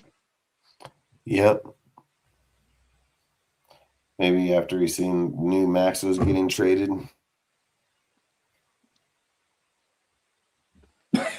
What did he say? Something about the Maxx trade, did he, or something? Oh, I was just being sarcastic. Okay. What were you saying though? I was just saying this. Most of the players in this list can walk anyway, outside of Carlson, maybe Thomas Booker and Jamal Adams. Like most of the rest we can just replace them. They may bring back Devin White. Yeah, they might. I'm just not in favor of it. I feel like Devin White reminds me of Tahir Whitehead, to be honest. If you get fucking Edmonds, I would 100% bring back Devin White, because Devin White can become the true run-stopping linebacker, which he's good at. He's good at run-stopping. And Tremaine Edmonds would be the coverage linebacker. He'd be the coverage tight end. He'd be the coverage, the tight end. He would cover for 100%. Yeah, I wouldn't be against that. I don't know. Sometimes White reminds me of fucking Tahir Whitehead. And fucking bring the other tackle people in the run. And then the other two linebackers would be the edge rushers on the edge. Hey, Dustin, how would you feel about Mafe from Seattle? I mean, They don't bring him back. Huh? I wouldn't be against it. I've brought him up numerous times in my lives.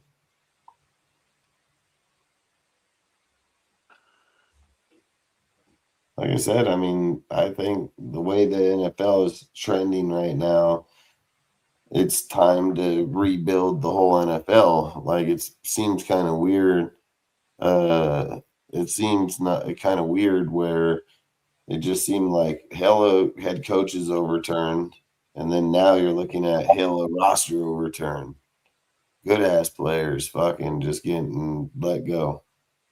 So I don't know. I don't know what the intention of all that is.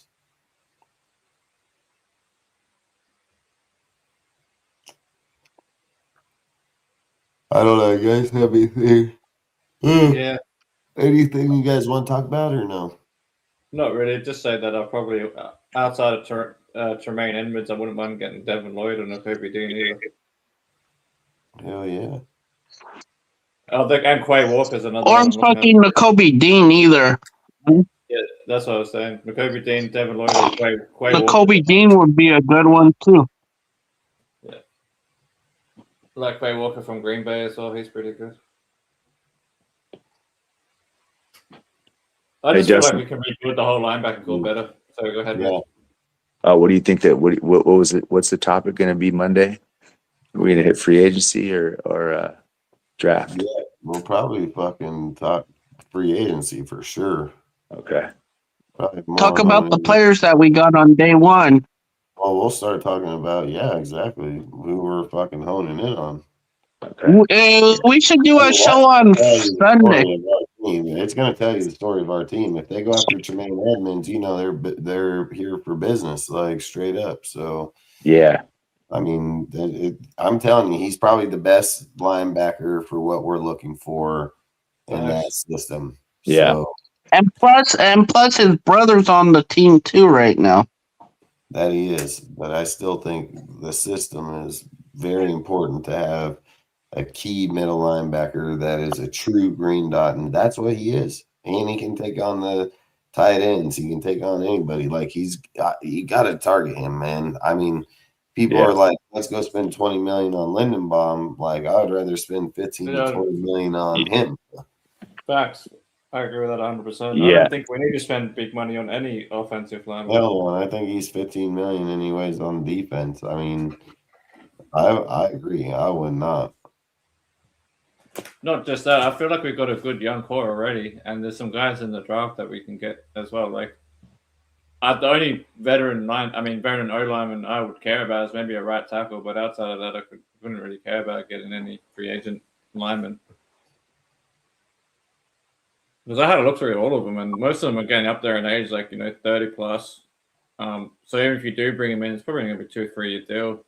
I'd rather just go with what we have with Rogers and Grant and JPJ, get a right tackle, and then draft, like you said, draft Dunker, maybe draft another tackle to compete. Like, I think that's the way to do it. Spend the money on the defense. Spend the money on maybe on getting other positions filled. Mm. I mean, you look at the last couple of Super Bowls. You need to have like a team that has a competent defense if you're going to win anything. You need the offense and the defense. You need both offense and defense need to be at least top 15 if you want to go to a Super Bowl. So, like, that's the minute. I'd rather have like the top 10, 5 offense and then like a top 15, 17 defense. Like, and then the defense that's like if it's top 17, but it's like 10th or 12th in the passing game. Like, that's what's going to win games. I agree with you. Yeah, fix that defense. Yeah, I think that's where the money needs to go. Mostly. Yeah. I really like Sean Tucker, man. I've been talking about him. Oh, the running back? I love him. Yeah. Yeah. I brought him up a couple of shows ago when I was saying the running backs we should target, but I just don't know with him because I think he's a restricted free agent. He is. So He is. Yeah. He is. Yeah. But he's definitely my number one guy. If Tampa lets him go, I think we should definitely target him. I think they're going to probably either end up getting rid of White. They'd probably get rid of White before they got rid of Tucker. Hey, fucking, what's his name from Pittsburgh ain't bad either. What's his name? The running back? Which one? Connor or something, maybe? I'm not sure. No, Connor's been gone. Oh, you're talking about Kenneth Gainwell? Gainwell wouldn't be a bad option either. Gainwell, yeah, he's not bad. Yeah, he's good. I think he's going to stay there. Huh? I think he's going to stay in Pittsburgh, though, especially if Rodgers goes back. Because if you noticed last year, Rodgers loved Gainwell, dude. Yeah, that was this guy. I don't know how that. And then Azier, what's his name from Atlanta, isn't bad either as a second down back. Oh, Tyler Algiers. Yeah, he's getting look up here in Seattle. Seattle's going to go after a big running back because they're going to lose Walker. Walker supposedly is going to go to Kansas City. That's okay. They can have him. I'd be. He's another guy who plays half the season because he's hurt all the time. Actually, he's one of the only running backs that's really hasn't been injured for Seattle. The other one's Chris Carson or what's it? No, Walker. No. Out of everybody, Penny's been hurt. Walker's played more than Penny. Yeah, Zach Charbonnet is yeah, but then he got hurt. Holani is their third option. Yeah, he's pretty good too. But you go get Sean Tucker. Figure out. Hey, shout out to fucking Thomas too. Drake Thomas got an extension on his contract. Shout out to the former Raider. You were saying something about Edmonds got a brother on what? Edmonds got a brother on which team? On our team, he's the safety. He was on our practice squad this last offseason. Okay. I think he's not there no more though, right? Oh, he's still there. They gave him a future contract. Okay. No.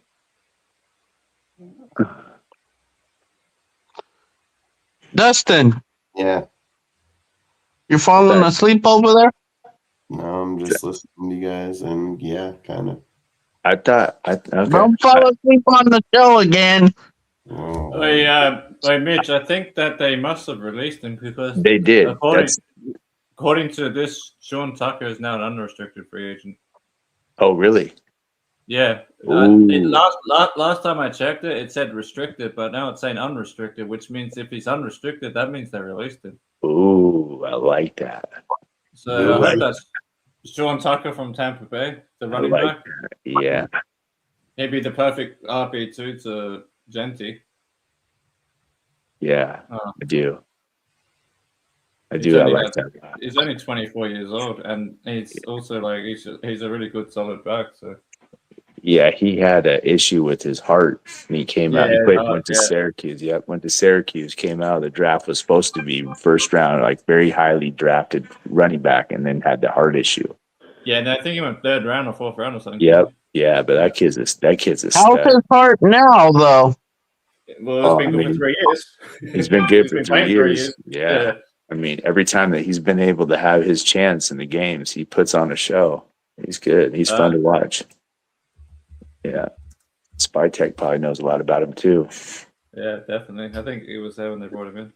Yeah, I've been talking about that guy for a minute. I like him a lot. Yeah, facts. He's probably he's my favorite back on the free agent market right now. If it's true, I'm just trying to check it. Yeah, right here. Yeah, you're right. I just Googled. He's been released. Yep. Okay. Cool. Sweet. Yeah. Let's see. The heavy said Bucks made controversial decision. Oh wow, he did. They did release him then. I mean, it's like, I mean, look at this. Last year, he was active for 17 games, didn't start any, only had 86 carries, right? But he had 7 fucking touchdowns, though. That's the problem, man. Is like that's exactly what we need. Is a guy that can punch it in at the goal line, or get that 1 yard or 2 yards when you need it, or give Anderson Genty as well when he needs it. Man, how terrible have we been in the red zone in the last 5 years? Oh, dude, brutal.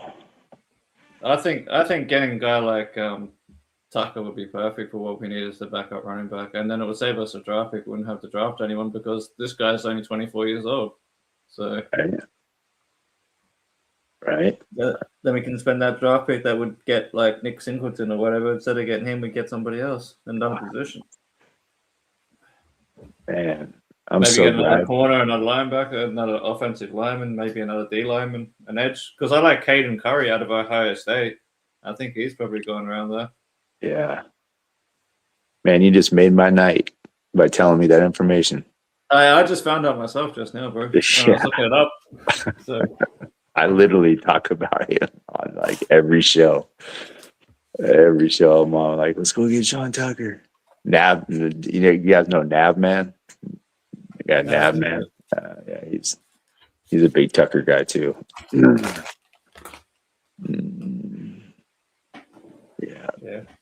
I'll have to see what happens, but I might put a post out after this saying the Raiders should target Sean Tucker now that he's been released from his thingy. So I'm still, man. I didn't know he had his brother on the team, the Edmonds brother. I don't know. He's a DB or something, isn't he? Yeah, but I thought he left and went to Tennessee. I didn't even know we had him, but I for some reason I thought I saw him on Tennessee last year. Maybe it's another relative. Yeah, I don't know. Maybe there could be a whole bunch of them. Yeah. Interesting. Yeah, but I think Dustin, though, I think that first move we make, whether Sunday or Monday, whoever we decide to agree to sign, that shows you right there what direction we're going to do. For sure. And like we all been talking, I think we all can agree. I hope we just don't waste money on one guy. I really don't. I don't. Yeah, I hope so. I don't want to waste the money on that. What's crazy is the Raiders and Chargers have the two with the most cap in the NFL right now. If there is a position though that I would waste money on just because you kind of have to is the DB for sure. Yeah, if it's a corner, especially a CB1. Yeah. I wouldn't mind it. We need a CB1 badly. And I've been kind of hating on Tariq Woolen only because I've seen him up here in Seattle too much. I mean, he's got a lot of talent, but he's he just does stupid shit. You know what I mean? Like that game against the Rams when he almost cost him the game. You know? Oh yeah, because he was fucking talking. Yeah, he went over. He blocked a pass and went over there and stepped over the sideline into the Rams. Side, went over right in their face and was like mimicking. It's like, dude, you got a flag, and then they threw the ball to Puka and scored a touchdown the next play. It's like, come on, dude. I don't want guys like that. We don't need that, especially when you're. And the crazy thing is, Max only $5 million in cap space or dead cap. Yeah, we talked. Yeah. fucking Christian Wilkins. We need that money back. That $29 million. We'll get it back next year, I think. Yeah, what's the story on that? Next year? I think so. Let me double check. It might be off this year, actually. I'll double check. So the most so far. So the most player that's gonna have the most money before Monday is fucking Colton Miller, almost $23 million. Yeah, I think it comes off in 27 for Wilkins. Double check. Yeah, 27. And then Jeremy Chin has almost $10 million on the books this year. So before we sign anybody this year, you also have it's Colton Miller. Yeah, I know. What I'm saying is, with this year, we have $40 million in dead cap, but a majority of that is the Wilkins contract, which is coming off the books next year. So if you do a contract in a way where, like, say we sign a big name player, but we sign a bunch of players, then we sign one more. And Gino's money's not even on the. God damn it! Put this thing up. I was saying, so we can sign an additional player, but then backload the contract for one more year because we'll have another $29 million next year. So if it was 2 years from now, we'd have $170 million almost, not 130 or whatever. We'd have 160, sorry, not 130, because this is the last year of the Wilkins contract. So technically, next year we have another $30 million again. So yeah, you can sign it. You can get a player to sign a signing bonus this year, and then their real contract would start in 27. And it would have the money because Wilkins is not under contract anymore. So next year's Colton Miller's contract's $20 million. That's fuck all for a top left tackle. That is great. Yeah. And then 28 is almost 21 mil. Still pretty good, like for a left tackle. Yeah, it doesn't change. And 28 is 17 million plus signing bonus, but yeah. Damn, ESPN already took Maxx Crosby off the roster. Yeah. I know, I've seen that. I've seen that fool's on Baltimore's depth chart now. And supposedly Baltimore has a 3-4 defense, but I think it's gonna go to a 4-3. Yeah, I was listening in when you guys were talking about Booker. Man, I really, really like Booker a lot. I like Booker. Looking at these contracts, I reckon that, I'm sorry to say, but I reckon unless he plays really well or something, I think Miller's gone in 2029. So we have to either Grant has to develop as the next left tackle, or we're going to have to get somebody else by 2029. So we're probably only going to get Miller for another 3 seasons. Maybe that's what. Maybe in 28. It's been 10 years, hasn't it? When did Cohen get drafted? In 15, wasn't it? 18. 18. Yeah. So 10 years. Almost. 10 years. So I reckon by the time it gets to about 10 years of him being on the team, they're probably going to trade him. Because if you're smart, you trade him in 28, which is the last year of his contract with us. And hopefully by that point, either Grant or somebody else is going to be our future left tackle. So I'm with Dustin and putting Grant at left guard. I think we need to start doing that this year because the best way for him to earn is by being next to Miller on the line. So I'd put Grant at left guard this year. Like if I'm looking at the long game, like if I'm from what I've seen Spike Tech do, I'm pretty sure he does like, what he should do, which is he plays the long game. Like he's looking like 2-3 years ahead, like I'm doing right now. And I won't not be sure. Yo, Dustin, you're awake still over there? Dustin. Maybe he's got to work at 4 a.m. Yeah. Yeah, no, I'm out of here. You guys have a good night. Nice talking with you guys. See you guys on Monday night, so. All right. All right, catch you guys. All right, see you later, Mitch. Nice talking with you guys. Yeah, you too. See. Yeah, man, I'm gonna go, dude. I'm gonna hop off. I'm fucking tired. No, I know. I was calling you a couple of times, Dustin. I was like, you're asleep. All right, have a good one. I'll talk to you tomorrow, bro. We'll talk some more football in the day. Hell yeah, I appreciate all you guys popping up. If you guys All got right, much love to all of you guys. Catch you guys later. You guys want to give a shout out before we bounce out? Yeah, shout out to everyone in the chat. Shout out to Mitch for showing up today and everyone else on the panel, and shout out to Dustin for having me on again. Yeah, shout out to all you guys on the chat, and then all you guys in the panel too, Bush and Dustin. Man, shout out to Maxx Crosby, dude. Thank you. Thanks for being a hardcore Raider for so many years, man. Best of luck to you. Yeah, fact. Nothing against the guy, but it's probably what's best for the team, best for him. Yeah. So. Yeah. It's what's best for us. Yeah. Facts, what's best for us. Yep. So. Hell yeah, I appreciate all you guys being on here, fucking talking football, man. Freaking, we'll probably hop up here Monday, talk about, we'll know who we're targeting in free agency for sure. So we'll probably, like I said, go live Monday night, man, and talk about free agency next. So I don't see another big trade coming, so I would just brace for that one. So outside of that, really do appreciate all you guys. Really appreciate all you guys being here. And we'll catch you on the next one. Peace out, Raider Nation. Later. See you guys.